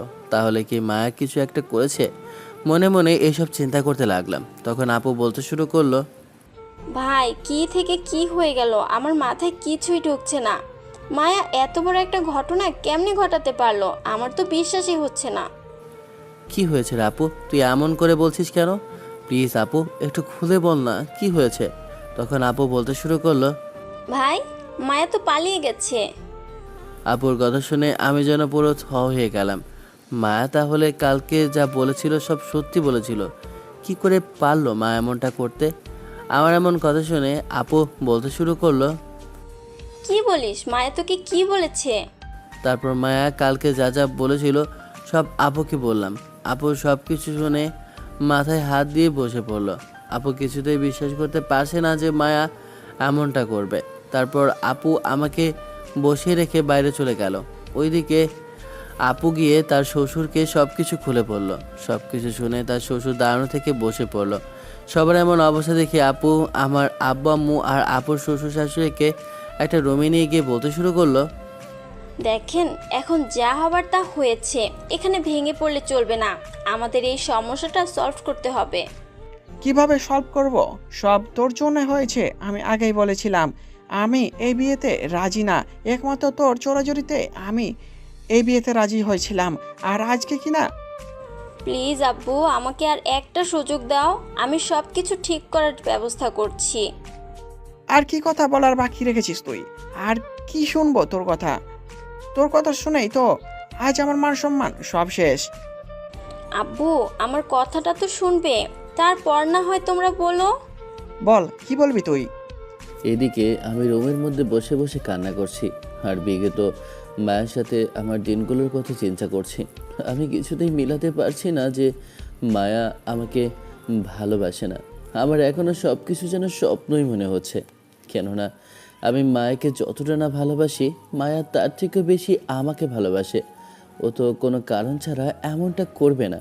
কী সেই কারণ? সেটা কি একবার আমাকে বলা যেত না? আমার মাথায় শুধু এগুলোই ঘুরছে আর আমি বসে বসে কান্না করছি। আর ওইদিকে আপু সবাইকে বলতে শুরু করলো, আমি সবাইকে এটাই বলতে চাইতেছি যে মায়া যেহেতু পালিয়ে গেছে, ওর জন্য যেহেতু সবার সম্মান নষ্ট হয়েছে, এখন এই সম্মানটা বাঁচাতে হলে আমরা একটা কাজ করতে পারি, আমরা ভাইয়ের সাথে রিয়ার বিয়ে দিয়ে দেই। এখন তোমাদের কি মতামত? সবাই আপুর কথা শুনে একে অপরের দিকে তাকাচ্ছে আর সবাই মিলে ডিসাইড করলো যে আপুর প্রস্তাবটা খারাপ রাখেনি। এতে করে সবার সম্মানই বেঁচে যাবে। এখন কথা হলো রিয়া রাজি কিনা। সবাই রিয়াকে জিজ্ঞেস করলো এই বিয়েতে রিয়া রাজি কিনা। তখন রিয়া বলতে শুরু করলো, তোমরা যা বলবে সেটাই হবে, আমি তোমাদের কথার অবাধ্য হব না। এক কথা শুনে সবাই আলহামদুলিল্লাহ বলল। এখন পালা হলো আমাকে রাজি করানোর। সবাই মিলে আমার রুমে আসলো আর সবাই মিলে আমাকে রিয়াকে বিয়ের কথা বলল। যদিও আমি এই বিয়েতে রাজি না, কিন্তু আব্বুর চোখ রাগানিতে আমি রাজি হয়ে গেলাম। তারপর ধুমধাম করে আমার আর রিয়ার বিয়েটা হয়ে গেল। এদিকে রিয়া তো খুশিতে যেন আত্মহারা। ও জীবনেও ভাবতেও পারেনি ও আমার হবে। আমরা যখন বিদায় নিয়ে চলে আসে যাব, তখন আপু আমাকে একটা অন্য রুমে নিয়ে গিয়ে বলতে শুরু করলো, দেখ ভাই, যা হওয়ার হয়ে গেছে, তুই রিয়াকে কষ্ট দিস না। রিয়া যে তোকে অনেক ভালোবাসে, কিন্তু শুধু বলেনি, তোর আর মায়ার কথা ভেবে। ভাই প্লিজ রিয়াকে কষ্ট দিস না। রিয়া মেয়েটাও অনেক ভালো, দেখবি ওর ভালোবাসা পেয়ে তুই মায়াকে ভুলে যাবি। আপু এখন আমাকে যতই ভালো কথা বলুক না কেন, সব কথা যেন আমার বিষের মতো লাগছে। তাই আমি আপুকে বললাম, আপু আমার জন্য যা করলি অনেক করেছিস, এখন বাকিটা আমাকে বুঝতে দে। ঠিক আছে ভাই, পারলে আমার কথাটা রাখিস। এদিকে আমরা সবাই রিয়াকে নিয়ে আমার বাসায় চলে আসলাম। অন্যদিকে মায়া তার বান্ধবীর বাসায় গিয়ে উঠেছে। ওর বান্ধবী মায়াকে অনেক কিছু জিজ্ঞেস করলো। মায়া শুরুতে কিছু বলতে না চাইলেও পরে সব কিছু খুলে পড়লো। সব কিছু শোনার পর ওর বান্ধবী বলল, মায়া, তুই কাজটা ঠিক করিসনি। তোর একবার উচিত ছিল ওকে বিষয়টা জানানোর। বিষয়টা জানিয়ে দেখতি ও মেনে নেয় কি না। আমি জানি ও হয়তো বা আমাকে মেনে নিত। জানিস, ওরা আমাকে অনেক ভালোবাসে, কিন্তু আমি কি করে ঠকাই বল? একবার ইচ্ছে করেছিল আমি ওকে ঠকাই, কিন্তু নিজের ভালোবাসা মানুষটাকে কি করে ঠকাবো বল? আমি চেয়েও পারিনি। মায়া, আমার মনে হচ্ছে তুই কাজটা ভুল করেছিস। এখন তুই ওকে ছাড়া থাকবি কি করে বল? তুই কি পারবি ওকে ছাড়া থাকতে? জানি না রে, পারবো কিনা। তবে তবে পারতে আমাকে হবে। হয়তো এই জীবনে আর অন্য কেউ আসবে না। আমি ওর স্মৃতি নিয়েই বেঁচে থাকতে চাই। সত্যি রে, তুই অনেক মহান। তুই যে এত বড় স্যাক্রিফাইস কি করে করতে পারলি, এটা আমার চিন্তার বাহিরে। সব সময় তো আর নিজের কথা ভাবলে চলে না রে। যাকে তো ভালোবাসি তার জন্য যদি এতটুকু করতে না পারি, তাহলে কিসের ভালোবাসি আমি তাকে? হ্যাঁ রে বান্ধবী, তুই সত্যি মহান। তুই সত্যি অনেক উদারতার পরিচয় দিয়েছিস। আপনারা হয়তো কিছুই বুঝতে পারতেছেন না যে মায়া এত ভালোবাসার পরেও আমাকে কেন বিয়ে করতে অস্বীকার করলো। গল্পের সাথে থাকুন, তাহলে জানতে পারবেন। এদিকে আমি ছাদে দাঁড়িয়ে আছি আর মায়ের কথা ভাবছি। তখন রায়হান বলতে শুরু করলো, দেখ ভাই, যা আবার হয়েছে সব কিছু ভুলে এখন সামনের দিকে আগা। জানি বিষয়টা তোর জন্য অনেক কষ্টের হবে, কিন্তু কি করবি বল? সব কিছু চাইলেই তো আর পাওয়া হয় না। জানি রে বন্ধু, কিন্তু ও আমার সাথে এমন এমন একটা কাজ কি করে করতে পারলো? কি ক্ষতি করেছিলাম আমি ওর? দে বন্ধু, জানি ইচ্ছে করলেও এখন ভুলতে পারবি না, তবুও চেষ্টা কর। একটা কথা জানিস তো, আল্লাহ যা করে ভালোর জন্যই করে। ঠিকই বলেছিস রে, আমিও চেষ্টা করব ওকে ভুলে যাওয়ার। আর এখন আমি চাইলেও ওর কথা মনে করতে পারবো না, কেননা ও এখন আমার জন্য হারাম। হ্যাঁ বন্ধু, তুই একটু চেষ্টা কর, চাইলেই পারবি। তোর উপর আমার সম্পূর্ণ বিশ্বাস আছে। চেষ্টা করব। এখন বাকিটা আল্লাহর ওপর। এখন যা, রুমে যা। রিয়া মেয়েটা তোর জন্য অপেক্ষা করছে। তুই ওকে কষ্ট দিস না, ও তো আর তোকে কষ্ট দেয়নি, তাই না? হ্যাঁ রে বন্ধু, ঠিকই বলেছিস। রায়হানের সাথে কথা শেষ করে আমি রুমে চলে আসলাম। রুমে এসে দেখলাম রিয়া লম্বা একটা খোমরা দিয়ে বসে আছে। আমি আসতে রিয়া আমার পা ধরে সালাম করতে আসলো। তখন আমি রিয়াকে বলতে শুরু করলাম, রিয়া, আপনি হয়তো জানেন না যে পা ছুঁয়ে সালাম করতে হয় না। পা ছুঁতে গেলে আপনার মাথা নত হয়। আর আমরা তো জানি আল্লাহ তাআলা ব্যতীত কারো সামনে মাথা নত করতে হয় না। ও, আমি তো জানতামই না। আপনি তো দেখি অনেক কিছুই জানেন। আসলে তা না, অ্যাজ এ মুসলিম হিসাবে যতটুকু জানা প্রয়োজন ততটুকু হয়তো জানি না, বাট কিছুটা হলেও জানি। আর চেষ্টা করি সবাইকে জানানোর, যাতে তারাই ভুলগুলো থেকে সংযত হতে পারে। আচ্ছা, আপনার কি অজু আছে? অজু থাকলে চলেন 2 রাকাত নফল নামাজ পড়ে নিই। তারপর রিয়াকে নিয়ে 2 রাকাত নফল নামাজ পড়ে নিলাম। তারপর আমি রিয়াকে বললাম, দেখুন, আজকে কি হয়েছে সেটা তো আপনি খুব ভালো করেই জানেন। আর আমার মনের অবস্থাও খুব একটা ভালো না, তাই আমি চাইছি যে আমাকে কিছুটা দিন সময় দিন। দেখুন, আপনার যা করার আপনি করতে পারেন। আপনার যতটুকু সময় নেওয়ার আপনি নিতে পারেন, কিন্তু একটা কথা দিতে হবে। কি কথা বলুন? যদি রাখার হয় অবশ্যই রাখবো। প্রথম কথা হলো আমাকে তুমি করে বলতে হবে। আর দ্বিতীয় কথা হলো, এখন যেহেতু আমাদের বিয়ে হয়ে গেছে, আপনি আর অন্য কাউকে নিয়ে ভাবতে পারবেন না। যদিও জানি আপনার একটু সময় লাগবে সব কিছু ভুলে যেতে, তবুও চেষ্টা করবেন যত তাড়াতাড়ি ভুলে যায় ততই ভালো। চেষ্টা করব। আর তুমি আমাকে তুমি করেই বলবে। আর কিছু বলবে? হ্যাঁ বলবো। আরেকটা কথা হলো, এখন থেকে রোজ আমার হ্যাঁ বলবো। আরেকটা কথা হলো, এখন থেকে রোজ আমাকে বুকে নিয়ে ঘুমোতে হবে। আপনার যত রাগ অভিমানই হোক না কেন, আমাকে বুক থেকে সরানো যাবে না। এটা একটু বেশি হয়ে গেল না? আচ্ছা, আর কয়েকদিন পর থেকে না হয় চেষ্টা করব। না, এটায় কোনো ছাড় হবে না। এটা রাখতেই হবে। Please please please. ওর এই বাচ্চামো দেখে আমি আর না করতে পারলাম না। তারপর ওকে বললাম, আচ্ছা ঠিক আছে, আমি তোমার এ কথাও রাখবো। এখন খুশি তো? অনেক খুশি আমার বাবুটা, আমার বাবুর আব্বুটা, আমার সোনামণি। আই লাভ ইউ সোনা। ওর এমন পাগলামি দেখে আমার মনটা নরম হয়ে গেল। আর আমি ওকে বকে নিয়ে মায়ের কথা চিন্তা করতে লাগলাম যে মায়া এটা কি করে করতে পারলো।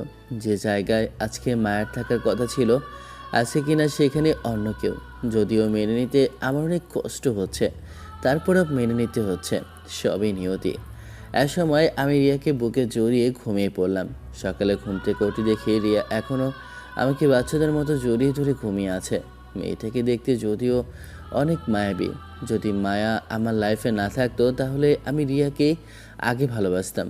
এগুলো চিন্তা করছিলাম, তখন রিয়ার ঘুম ভেঙে যায় আর আমাকে বলতে শুরু করে, কি হলো সোনা, ওভাবে তাকিয়ে আছো কেন? আমার বুঝি লজ্জা করে না? রিয়ান এমন বাচ্চামো দেখে আমি ফিক করে হেসে দিলাম। তখন আমার হাসি দেখে রিয়া বলতে শুরু করলো, ওমা, ও মা, আমার জামাইয়ের হাসিটা কত কিউট, একদম কিউটের ডিব্বা। এই শোনো, এই হাসিটা খবরদার অন্য কোথাও দেবে না। কেন? অন্য কোথাও এই হাসি দিলে কি হবে শুনি? একদম মেরে আলু ভর্তা বানিয়ে ফেলবো। এই হাসিটা যদি অন্য কেউ দেখে তাহলে তোমার প্রেমে পড়ে যাবে না? তখন আমার কি হবে? হ্যাঁ, আমি তোমাকে হারাতে পারবো না। জানো, তুমি যেদিন বলেছিলে তুমি মায়াকে ভালোবাসো, তখন আমার ভেতরে কি অবস্থা হয়েছিল একটা বার যদি জানতে, তাহলে বুঝতে পারতে কতটা কষ্ট পেয়েছিলাম আমি। ও তাই নাকি? হ্যাঁ, অনেক কষ্ট পেয়েছিলাম, সারাক্ষণ কান্না করেছিলাম, আর ইচ্ছে করছিল নিজেকে শেষ করে দিই। রিয়ার এমন কথা শুনে আমার যেন কেমন ভয় হতে লাগলো। তখন আমি ওকে বলতে শুরু করলাম, খবরদার আর এই কথা যেন একবারও না শুনি। ঠিক আছে সোনা, আর বলবো না। আর এখন বলতে যাব কেন? এখন তো আমার বাবুর আপুটা আমার কাছে আছেই। ঠিক আছে সোনা, আর বলবো না। আর এখন বলতে যাব কেন? এখন তো আমার বাবুর আব্বুটা আমার কাছেই আছে। আমি আমার এই বাবুর আব্বুটাকে কোথাও যেতে দেব না। সবই বুঝলাম, কিন্তু আমি তোমার বাবুর আব্বু হলাম কি করে? আমাদের তো এখনো বাবুই হয়নি। হয়নি তো কি হয়েছে, একটা সময় তো হবেই। আর তুমি তো একটা না একটা সময় আমাকে ভালোবাসবেই, আর তখন তো আমাদের বাবু হবে। তাই পরেরটা এখনই ডেকে এনেছি, হয়তো বা পরে কখনই সুযোগটা হবে না। রিয়ার এমন কথা শুনে আমার যেন বুকের ভেতর কাঁপুনি শুরু হয়ে গেছে। তখন আমি রিয়াকে বলতে শুরু করলাম, এই রিয়া, তুমি এইগুলো কি বলছো? হ্যাঁ, এমনি কিন্তু মন মেজাজ ভালো না, তারপরে তুমি এসব উল্টাপাল্টা কথা বলছো। আরে সোনা, উল্টো পাল্টা বলবো কেন? যেটা সত্যি সেটাই তো বলছি। একটা কথা কি জানো, আমার না সুখ বেশি দিন থাকে না। ছোটবেলা থেকে যেটাই আঁকড়ে ধরে বাঁচতে চেয়েছি সেটাই কোনো না কোনোভাবে হারিয়ে গেছে। তাই তো ভয় হয়, জানি না তুমিও আমার থাকবে কিনা। দেখো রিয়া, আর একটা বাজে কথা বলবে না। আমি চলে যেতে চাইলেই কি তুমি চলে যেতে দিবে? তুমি আটকে রাখবে না? অবশ্যই আটকে রাখবো, ঠিকই বলেছ। আমিও না কী সব উল্টোপাল্টা কথা বলি। আচ্ছা ওঠো, অনেক সকাল হয়ে গেছে, দাঁড়াও আমি ফ্রেশ হয়ে আসি। ওকে, যাও। এভাবে আস্তে আস্তে অনেক দিন পার হয়ে গেল। রিয়ার ভালোবাসায় আমি দিন দিন যেন দুর্বল হয়ে পড়ছিলাম। আপনারাই বলেন, এরকম পাগলামের ভালোবাসা থেকে কয়দিনই বা পালিয়ে বেড়ানো যায়? আর রিয়া তো কোনো দোষ করেনি। তাই আমি ডিসাইড করেছি, রিয়া আমার কাছ থেকে যেটা চায় আমি সেটাই ওকে দেব। শুধু রিয়ার চাওয়ার অপেক্ষায় আছি। দেখতে দেখতে 1 মাস কেটে গেছে আমার আর রিয়ার বিয়ের। এই 1 মাসে রিয়া আমাকে এত পরিমাণ রোমান্টিক অত্যাচার করেছে যে আমার পক্ষে নিজেকে কন্ট্রোল করা অনেক কষ্টকর ছিল। তো হঠাৎ আজকে দেখছি রিয়া আমার সাথে ভালোভাবে কথা বলছে না, আমাকে এড়িয়ে চলছে। আমি কথা বলতে গেলে আমাকে অ্যাভয়েড করছে। সারাদিন আমার সাথে কোনো প্রকার কথাই বললো না। কি হয়েছে অনেকবার জিজ্ঞেস করেছি, কিন্তু কোনো কথাই বলছে না। দেখতে দেখতে সারাদিন কেটে গেল। রাতের দিকে দেখি রিয়া আমার পাশে না শুয়ে নিচে বিছানা করেছে। এইটা দেখে আমার তো রাগ উঠে গেল। তখন আমি রিয়াকে একটা ধমক দিয়ে বলতে শুরু করলাম, এই তোমার সমস্যা কি? হ্যাঁ, সে সকাল থেকে দেখছি একই রকম নাটক শুরু করেছো। কি হয়েছে তোমার? আমি কি করেছি? হ্যাঁ, এমন করছো কেন তুমি আমার সাথে? এখনও কথা বলছে না, চুপ করে আছে। তখন আমি আবার ধমক দিলাম। এবার রিয়া ভয় পেয়ে পুরো বাচ্চাদের মতো চুপসে গেছে। তখন রিয়া আমাকে বলতে শুরু করলো, এমন করে ধমকাচ্ছ কেন? হ্যাঁ, আমি বুঝি ভয় পাই না? আমাকে ভয় পাওয়া দেখে কি তোমার খুব ভালো লাগে? এই স্টুপিড গার্ল, আমি তোমাকে ভয় পাওয়ালাম কখন? এই যে আমাকে ধমক দিচ্ছ, এতে করে আমি বুঝি ভয় পাই না? ধমক কি আর তোমাকে সাধে দিচ্ছি? সেই সকাল থেকে কি নাটক শুরু করেছো? কি করেছি আমি? আমার সাথে কথা বলছো না কেন? আবার এখন নিচে বিছানা করছো? কি হয়েছে? সমস্যাটা কি? কি হবে? কিছুই হয়নি। তুমি তো আর আমাকে ভালোবাসো না, আর আমার মনে হয় না ভালোবাসবে বলে। একটা মাস তোমাকে সময় দিয়েছি, তাও তোমার মনে হয় না আমার জন্য একটুও মায়া আছে। হঠাৎ করে তুমি এমন ধরনের কথা বলছো কেন?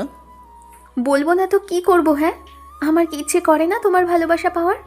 আমার কি ইচ্ছে করে না একটা বেবি নেওয়ার? নাকি আমার ইচ্ছের কোনো দাম নেই তোমার কাছে? হ্যাঁ, ও মা, তাই নাকি? আমার বউটা তাহলে আদর খেতে ইচ্ছে করছে, তাই না? তো এটা বললেই তো হয়, আমি কি না করতাম নাকি? আমার এমন কথা শুনে রিয়া যেন অবাকের চরম পর্যায়ে পৌঁছে গেল। কি হলো?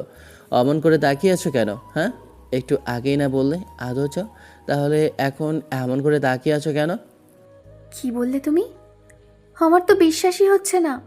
এই, একটা চিমটি কাটো তো। রিয়ার কথা শুনে আমি ইচ্ছে করে একটু জোরে চিমটি কাটলাম। রিয়া চিমটিকে উফ করে উঠলো আর বলতে শুরু করলো, এত জোরে কেউ চিমটি দেয় নাকি? উফ, সত্যিই তো। তুমি সত্যিই আমাকে আদর করবে? আমাকে আমাকে ভালোবাসবে? হ্যাঁ অবশ্যই। আমি কি কাপুরুষ নাকি যে আমার বউকে আমি ভালোবাসবো না? তাহলে এতদিন আদর করনি কেন? ভালোবাসোনি কেন? তুমি আদর চাওনি তাই আদর করিনি। তুমি চাইলে কি আমি ফিরিয়ে দিতাম নাকি? আর কে বললো আমি তোমাকে ভালোবাসি না? আমি তোমাকে না ভালোবেসে থাকতে পারি? এইরকম একটা কিউট একটা বউকে কি ভালো না বেসে থাকা যায়? উফ, আমিও না কি বোকা। আগে যদি জানতাম তাহলে আরো আগেই চাইতাম। ও মা, তাই নাকি? তো চলো দেখি আজকে তুমি কত আদর নিতে পারো। তাই না? তাহলে চলো শুরু করা যাক। এটা বলেই আমি ওর ওপর ঝাঁপিয়ে পড়লাম। প্রথমে 5 মিনিট ধরে ওকে কিস করতে লাগলাম, তারপর ছেড়ে দিয়ে আবার করতে লাগলাম। এবার ও হাঁপাতে হাঁপাতে বলতে লাগলো, এই তুমি কি পাগল হয়ে গেছো? তুমি কি মেরে ফেলবে নাকি? হ্যাঁ, মেরে ফেলবো। আজকে তোমাকে আদর করতে করতে শেষ করে দেব। অনেক কষ্ট দিয়েছো, আর না, আজকে আদর দিয়ে সব ভালোবাসা আদায় করে নেব। তারপর আবার কিস করতে শুরু করলাম। এরপর আস্তে আস্তে আমাদের মাঝে আরও অনেক কিছু হলো, যা ইতিহাসের পাতায় লেখা থাকবে। সকালে ঘুম থেকে ওঠার পর আমি ওর দিকে তাকিয়ে আছি। ওর সারা মুখে লিপস্টিকের দাগ। এটা দেখে আমার নিজেরই তো লজ্জা লাগছে। উফ, কি লজ্জা, কি লজ্জা। একটু পর দেখলাম ওর ঘুম হয়ে গেল। তখন আমি ওকে বলতে শুরু করলাম, ওই শোনো না। কি হয়েছে? বলছি আমার না আরও আদর খেতে ইচ্ছে করছে, প্লিজ। এই ফাজিল মেয়ে, তুমি কি পাগল হয়ে গেছো? সারা রাত আমাকে ঘুমাতে দাওনি, এখন বলছো আরো আদর খাবে? পাগল হয়ে গেছো তুমি? হ্যাঁ, পাগল হয়ে গেছি। হ্যাঁ, পাগল হয়ে গেছি। এটা বলে আমি আবারও হারিয়ে গেলাম অন্য জগতে, যেটা আপনারা বিয়ে করলেই জানতে পারবেন। আর বিয়ে না করলে মুড়ি খান, এটা আপনাদের জানতে হবে না। যান ভাগেন। এভাবে দেখতে দেখতে অনেকদিন পার হয়ে গেল। আমি তো মায়ের কথা প্রায় ভুলেই গেছি। আপু সত্যিই বলেছিল রিয়া মেয়েটা আসলে অনেক ভালো। ওইদিকে আমাদের বিয়ে হবার 2 দিন পর মায়া বাসায় চলে আসে। বাসায় আসতেই তো আঙ্কেল ওকে যা ইচ্ছা তাই বলতে শুরু করে দিয়েছে। আপু আঙ্কেলকে কোনো রকমে বুঝিয়ে মায়াকে আপুর সাথে অন্য একটা রুমে নিয়ে যায়। আর আপু মায়াকে বলতে শুরু করে কেন করলো। তখন মায়া বলতে শুরু করলো, তো চলেন মায়া কী জন্য এই কাজটা করেছে তা জেনে আসে। ভাবি, ভাবি গো, তুমি ওকে আমাকে ওদের মতো অবিশ্বাস করছো? তুমি আমাকে ভুল বুঝছো ভাবি। আমার না কিচ্ছু করার ছিল না। আমি চাই তোমার ভাই সব সময় সুখে থাকুক। আমি তোমার ভাইকে সেই সুখ দিতে পারতাম না, তাই তো আমি তোমার ভাইয়ের জীবন থেকে সরে গেছি। জানো ভাবি, আমি না অনেক বড় স্বার্থপর। সবাই আমাকে তাই মনে করছে। তুমি কি তাই মনে করছো? কি হয়েছে পাগলি বোন আমার? আমি তো জানি তুমি কখনোই এমন একটা কাজ করতে পারো না। কি হয়েছে আমাকে বলো। ভাবি, আমি বললে কি তুমি তাই বিশ্বাস করবে? বিশ্বাস করব না কেন? আমি তো জানি তুমি আমার ভাইকে কতটা ভালোবাসো। তারপরেও কেন এমন করলে বলো আমাকে। তাহলে শোনো ভাবি, তোমার কি মনে আছে আমি কিছুদিন আগে ডক্টরের কাছে গিয়েছিলাম? হ্যাঁ মনে আছে। তা এখানে ডক্টরের কথা আসছে কেন? আমাকে বলতে দাও ভাবি। কথা দাও, এই কথা তুমি আর কাউকে বলবে না। ঠিক আছে বলো। আচ্ছা কথা দিলাম আর কাউকে বলবো না। তাহলে শোনো, ওই দিন ডক্টর দেখার পর ডক্টর আমাকে বলে আমি নাকি কোনোদিনও মা হতে পারবো না। এই কথাটা শোনার পর আমার আমার পায়ের নিচ থেকে মাটি সরে যায়। তখন আমার মাথা কাজ করা বন্ধ করে দেয়। জানো ভাবি, তোমার ভাইয়ের নাম বাবু।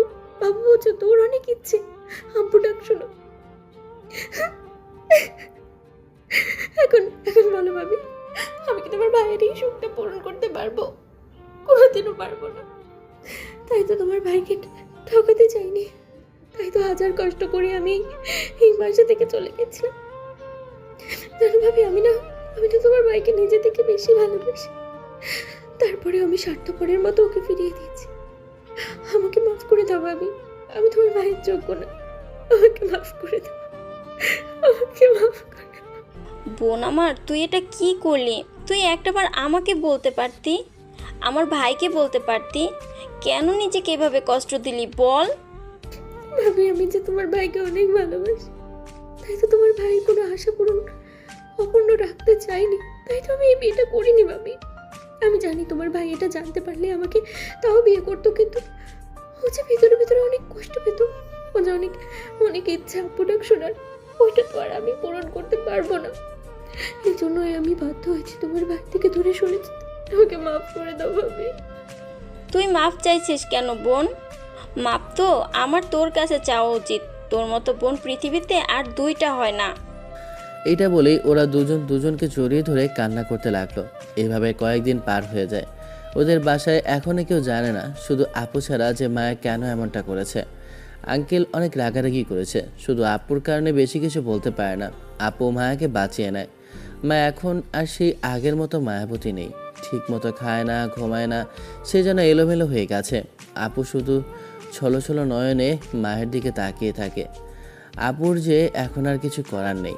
এদিকে কিছুদিন পর রিয়া অসুস্থ হয়ে যায়। ডক্টর দেখালে ডক্টর বলে রিয়া প্রেগনেন্ট। এই কথা শুনে সবাই খুশি, মায়াও খুশি, কারণ মায়া তো এটাই চেয়েছিল। এর জন্যই তো মায়ার এত কিছু করা। আমি এখন রিয়ার প্রতি অনেক যত্নশীল, কেননা রিয়ার ভেতর আমার একটা প্রাণ বেড়ে উঠেছে। রিয়াকে আমি কোনো প্রকার কাজই করতে দেই না। রিয়াকে এখন আগের তুলনায় অনেক বেশি ভালোবাসি।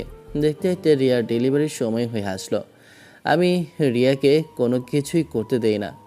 এদিকে যত ডেলিভারির দিন এগিয়ে আসে, রিয়া ততই যেন আমার দিকে কেমন চলচল নয়নে তাকিয়ে থাকে, কেমন মায়াভরা চোখে তাকিয়ে থাকে।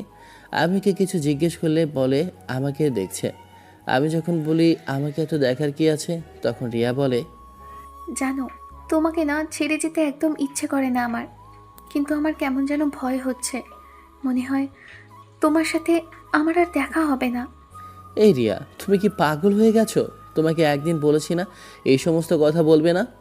সোনা, যেটা হবার সেটা তো হবেই। আমার মনকে আমি কিছুতেই দমিয়ে রাখতে পারছি না। তুমি আমাকে একটা কথা দেবে? দেখো রিয়া, এরকম পাগলামি কথাবার্তা বলবে না। আমার কিন্তু অনেক রাগ উঠছে। বলো কি বলবে? সোনা, রাগ করো না। মানুষ তো আর চিরস্থায়ী বেঁচে থাকে না, তাই না? সবারই তো মরতে হয়। আমি জানি না তোমার সাথে আমি কতদিনই বা বাঁচতে পারবো, কিন্তু তোমার সাথে যতদিন ছিলাম বা থাকবো, তোমার প্রতি আমার কোনো অভিযোগ নেই।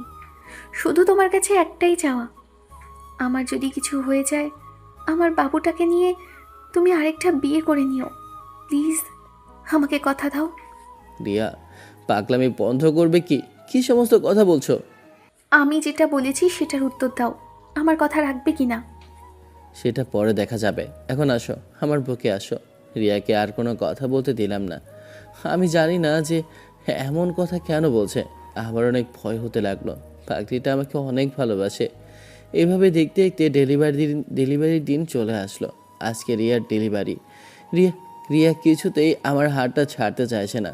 আমার হাতটা জড়িয়ে ধরে কান্না করে বলছে, সোনা, আমাকে মাফ করে দিও। আমি যদি কোনো ভুল করে থাকি, আমাকে ক্ষমা করে দিও। জানি না আমি আর তোমাকে দেখতে পাবো কিনা। হয়তোবা এটাই আমাদের শেষ দেখা। বাবু, বাবু, আমার জন্য কষ্ট পেও না। ভেবে নিও আমি যদি না থাকি, তাহলে আমার হায়াত এইটুকুই ছিল। তোমাকে বলেছিলাম না, আমার কাছে সুখ বেশি দিন থাকে না। আমার মনে হচ্ছে এটাই আমাদের শেষ দেখা। এই তুমি এমন পাগলামি কথাবার্তা বন্ধ করবে? বাবু, তুমি তো জানোই মানুষ মরার 40 দিন আগে জানতে পারে সে হয়তো মারা যাবে। আমারও তেমনটাই হচ্ছে। তোমার সাথে না আমি যতই কথাই বলি না কেন, আমার কথা যেন শেষ হতেই চাইছে না। বাবু, আমাকে মাফ করে দিও যদি কোনো ভুল করে থাকি। রিয়ার এমন কথা শুনে আমি কান্না করে দিলাম। আমারও কেন জানি মনে হচ্ছে এটাই হয়তো বা আমাদের শেষ দেখা। আমি ওকে ছাড়তে চাইছিলাম না, বাট ডক্টররা ওকে নিয়ে যায়। আমি বাইরে বসে অঝরে কান্না করে চলেছি। সবাই আমাকে সান্ত্বনা দিচ্ছে, কিন্তু আমি কেন জানি না শান্ত হতে পারছি না। ডক্টররা ভেতরে অপারেশন করছে, সবাই চলে এসেছে, মায়াও চলে এসেছে। যদিও আমি তার সাথে কোনো কথাই বলিনি, কেননা ওর সাথে কথা বলার মতো মন মানসিকতা এখন আর আমার নেই। আমার সব জুড়ে তো এখন রিয়ার বসবাস। প্রায় 1 ঘন্টা পর অপারেশন থিয়েটারের লাইট অফ হয়ে যায়, আর নার্স হাতে করে একটা বাচ্চা নিয়ে আসে। বাচ্চাটা ছেলে বাবু, দেখতে কত কিউট হয়েছে, একদম রিয়ার মতো। আমি বাবুকে কোলে না নিয়ে নার্সকে জিজ্ঞেস করলাম, ডক্টর, আবার রিয়ার কি খবর? ও ঠিক আছে তো? আই এম সরি, আমরা বাবুর আম্মুকে বাঁচাতে পারিনি। কি বললি ডক্টর? আমি তোকে খুন করে ফেলবো। আমার বাবুর আম্মুকে ফিরিয়ে দে, না হলে আমি তোকে খুন করে ফেলবো। প্লিজ কাম ডাউন, আমাদের কিছু করার ছিল না। আমরা আপনার স্ত্রীকে অথবা আপনার বাচ্চাকে বাঁচাতে পারতাম, কিন্তু আপনার স্ত্রী বাচ্চাকে বাঁচাতে বলে আমরা অনেক না করেছিলাম, কিন্তু সে নিজের গলায় চাকু ধরে বলে বাচ্চাকে না বাঁচালে নাকি এখনই সে আত্মহত্যা করবে। আমাদের কাছে আর কোনো উপায় ছিল না, তাই তো আমরা বাচ্চাকে বাঁচাতে বাধ্য হই। প্লিজ আমাদের মাফ করে দেবেন। না না না, এটা হতে পারে না। আমার রিয়ার কিছু হতে পারে না। আমাকে কেউ ধরে রাখতে পারছে না। আমি সবাইকে ধাক্কা দিয়ে রিয়ার কাছে চলে আসলাম। এসে কাঁদতে কাঁদতে বলতে শুরু করলাম, এই পাগলি, তুমি কি করলে এটা? হ্যাঁ, আবার তো তোমাকে চাই। আমার এই বাচ্চাটাকে কিছুতেই লাগবে না। তুমি ফিরে আসো, তোমাকে ছাড়া আমি কি নিয়ে বাঁচবো বলো? ওই শোনা, কথা বলো, একটাবার কথা বলো আমার সাথে। আমি যে আর থাকতে পারছি না, আমার যে অনেক কষ্ট হচ্ছে। তুমি বুঝতে পারছো না নাকি? আমার কষ্ট দেখে তোমার খুব ভালো লাগছে, তাই না? দেখো, আমি কিন্তু এখন নিজেকে শেষ করে দেব। কথা বলো আমার সাথে। ওই পাগলি, কথা বলো, একটাবার কথা বলো আমার সাথে। আপু, ওই আপু, দেখ, ও আমার সাথে অভিমান করেছে, আমার সাথে কথা বলছে না। দেখ কি করেছি আমি। আমি আমি তো ওকে এখন ভালোবাসি, তারপরেও কেন আমার সাথে কথা বলছে না? ওই আপু, বল না ওকে আমার সাথে কথা বলতে, না হলে কিন্তু আমি পাগল হয়ে যাব। ভাই শান্ত হ, নিজেকে শান্ত কর। ও যে আর কথা বলবে না, ও যে আর আমাদের কারো কথারই উত্তর দিবে না। প্লিজ শান্ত হ ভাই। কি করে শান্ত হব বল? ওকে বল না আমার সাথে একটাবার কথা বলতে। ও যদি আমার সাথে আর একটাবার কথা বলে তাহলে আমি শান্ত হব। বল না ওকে কথা বলতে। জানিস, আমাকে বলে গিয়েছিল ও নাকি বাঁচবে না। ও তো ওর কথায় রেগে গিয়েছে রে আপু, কিন্তু একটাবার চিন্তা করলো না আমার কি হবে, আমার বাবুটার কি হবে। কেন করলো এমনটা? আমি কান্না করতে করতে প্রায় পাগল হয়ে গেছি। এক সময় আমি জ্ঞান হারিয়ে ফেলি। আমার এমন অবস্থা দেখে সবাই কান্না করে দিয়েছেন, ডক্টর পর্যন্ত কান্না করে দিয়েছে। জ্ঞান ফিরতে আমি রিয়াকে খুঁজতে লাগলাম। দেখলাম রিয়াকে ধোয়ানো শেষ হয়ে গেছে, এখন ওকে মাটি দেওয়ার জন্য নিয়ে যাচ্ছে। আমি নিজেকে কন্ট্রোল করে খাটিয়া কাঁধে নিয়ে খবরের দিকে যাচ্ছি আর অজরে কান্না করছি। দেখতে দেখতে সব কাজ শেষ হয়ে গেল। রিয়াকে মাটি দিয়ে সবাই চলে গেল, শুধু আমি কবরের পাশে বসে কান্না করছি। কি করে থাকবো এই পাগড়িকে ছাড়া? এই পাগড়িটা যে আমাকে অনেক ভালোবাসতো। তারপর আপু আর দোলাভাই আমাকে কোনো মতে বুঝিয়ে বাসায় নিয়ে আসলো। বাসায় এসেও আমি পাগলামি শুরু করে দিলাম। আমার এমন পাগলামি দেখে ডক্টর এনে ঘুমের ইঞ্জেকশন দিয়ে শুয়ে রাখলো। এইভাবে প্রায় 1 মাস আমি পাগলামি করলাম। এখন কিছুটা স্বাভাবিক হয়েছে, যদিও এখন আমি রিয়াকে ভুলতে পারিনি। এখন আমি ওর খবরের পাশে গিয়ে কান্না করি। এখন আর হয়তো আগের মতো পাগলামিটা করি না। দেখতে দেখতে 2 মাস কেটে গেছে।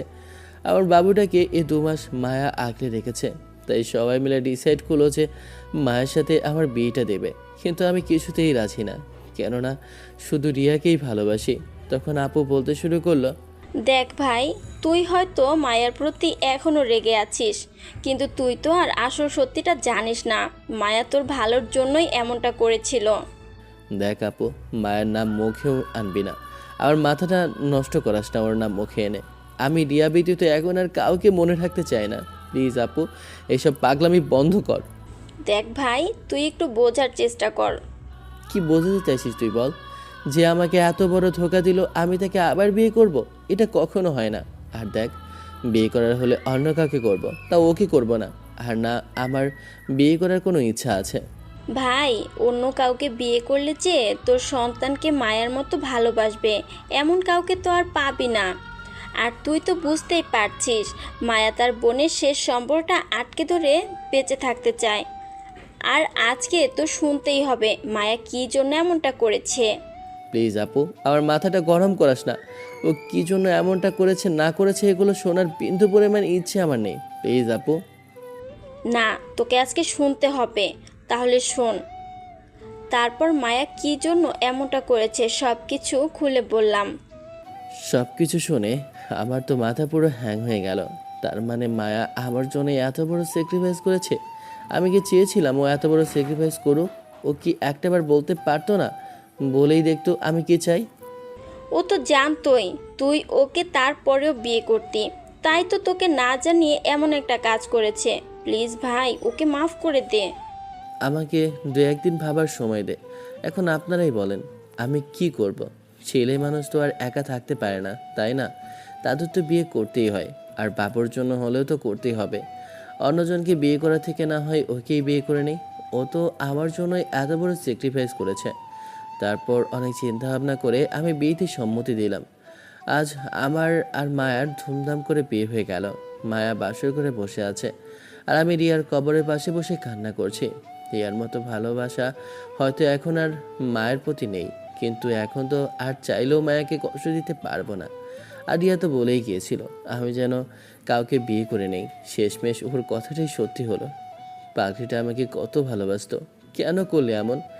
তুমি আমার তো বাচ্চা না হলেও চলতো, শুধু তুমি থাকলেই। তাহলেই আমি আর কিছু বলতে পারলাম না, অজরে কান্না করতে লাগলাম। তখন পাশ থেকে রায়হান কাঁধে হাত রাখলো। ভাই এমন পাগলামি করছিস কেন? এমন করলে তো ভাবি কষ্ট পাবে, তাই না? তুই কি চাস ভাবি কষ্ট পাক? আল্লাহ যা করে ভালোর জন্যই করে। প্লিজ ভাই, পাগলামি করিস না। এখন অন্তত তোর বাবুর কথাটা চিন্তা কর, মায়ার কথা চিন্তা কর। ওই মেয়েটাও তো তোকে ভালোবাসে, তোর জন্য এত স্যাক্রিফাইস করলো, আর তুই কিনা তাকে কষ্ট দিবি? আজকেও লাইফে এত বড় স্পেশাল একটা দিন, তুই কি এই দিনটা নষ্ট করবি? ভাইরে, আমি যা নিজেকে ধরে রাখতে পারছি না। ও কেন এমনটা করলো? কেন এতটা ভালোবেসে আমাকে একা রেখে গেল? ভাই ভরসা রাখ। তারপর আমি রায়হানের সাথে বাসায় চলে আসলাম। তারপর রায়হান আমাকে বাসর ঘরে পাঠিয়ে দিল। বাসর ঘরে সকল নিয়ম শেষ করার পর আমি মায়াকে বললাম, দেখো মায়া, তোমার সাথে আমার কি ছিল না ছিল সেটা এখন আর বড় কথা না। আমি শুধু বিয়ে করেছি সবার জোরাজুরিতে, আর আমার বাবুর জন্য। না হলে আমি বিয়েটা করতাম না। কি বললি তুই? তোর সাহস তো কম না, তুই আমাকে রিজেক্ট করছিস? তোকে মেরে একদম আলু ভর্তা বানিয়ে ফেলবো। তুই জানিস তোর জন্য আমি কি না কি করেছি, আর তুই কিনা আজকে এই কথা বলছিস? দেখো মায়া, পাগলামি করো না। তোমার সাথে হয়তো আমার আগে কিছু একটা ছিল, বাট তোমার বোন রিয়াকে পাওয়ার পর ও আমার আগের সব কিছু ভুলিয়ে দিয়েছে। ও আমাকে এতটা ভালোবাসা দিয়েছে যে আমার আর আগের কোনো কিছুই মনে নেই, আর না মনে রাখতে চাই। দেখ, আমি এত কিছু বুঝি না। আমার এখন তোকে পার্মানেন্টলি লাগবে। অনেক বুঝে শুনে এতদিন নিজেকে রেখেছিলাম, কিন্তু এখন আর আমার পক্ষে সম্ভব না। এখন তুই যদি আমার ভালোবাসায় সাই না দিস, তাহলে তুই কান খুলে শুনে রাখ, রিয়ার মতো আমিও তোর লাইফ থেকে একেবারের জন্য এই দুনিয়া ছেড়ে চলে যাব। তখন তুই থাকিস তোর মতো। ওর এমন কথা শুনে আমার রাগ উঠে যায়, তাই ঠাস করে একটা থাপ্পড় বসিয়ে দিই ওর গালে। তখন আমি বলতে শুরু করলাম, অনেক বেড়ে গেছিস তাই না? একবার তোর নিজের কারণে তোকে হারাতে হয়েছে, এখন আবার নাটক করছিস। কি করবো বলো? তুমি তো জানোই আমি কি জন্য এমনটা করেছি। প্লিজ আমাকে মাফ করে দাও। আসলে ওকে এখন মাপ না করার কোনো মানেই হয় না। আমার জন্যই তো এত কিছু করলো, তাই আমি ওকে মাপ করে জড়িয়ে ধরলাম। এইভাবেই আমাদের দিনগুলো চলতে লাগলো। এখনও আমি রিয়ার কথা মনে হলেই ওর কবরের পাশে গিয়ে কান্না করি। এখনও আমি রিয়াকে ভুলতে পারিনি, আর জানি হয়তো বা এটা ভোলা সম্ভবও না। আর মায়াকেও এখন আর কষ্ট দিই না, ওকে মেনে নিয়েছি। এভাবেই আমার আর মায়ার আর আমাদের ছোট বাবুটার সাথে আমাদের দিনকাল চলতে থাকলো। তো ভালো থাকবেন সবাই।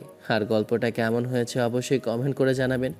হয়তো আপনাদের কাছে লাস্টে মায়ের সাথে ফিনিশিংটা ভালো লাগেনি, কিন্তু কিছু করার নেই। বাবুটার দিকে তাকিয়ে হলেও এমনটা করতেই হতো। আর মায়েরও তো কোনো দোষ নেই। তো ভালো থাকবেন, সুস্থ থাকবেন। আল্লাহ হাফেজ, টাটা, বাই বাই। আর সবাই 5 ওয়াক্ত নামাজ আদায় করার চেষ্টা করবেন।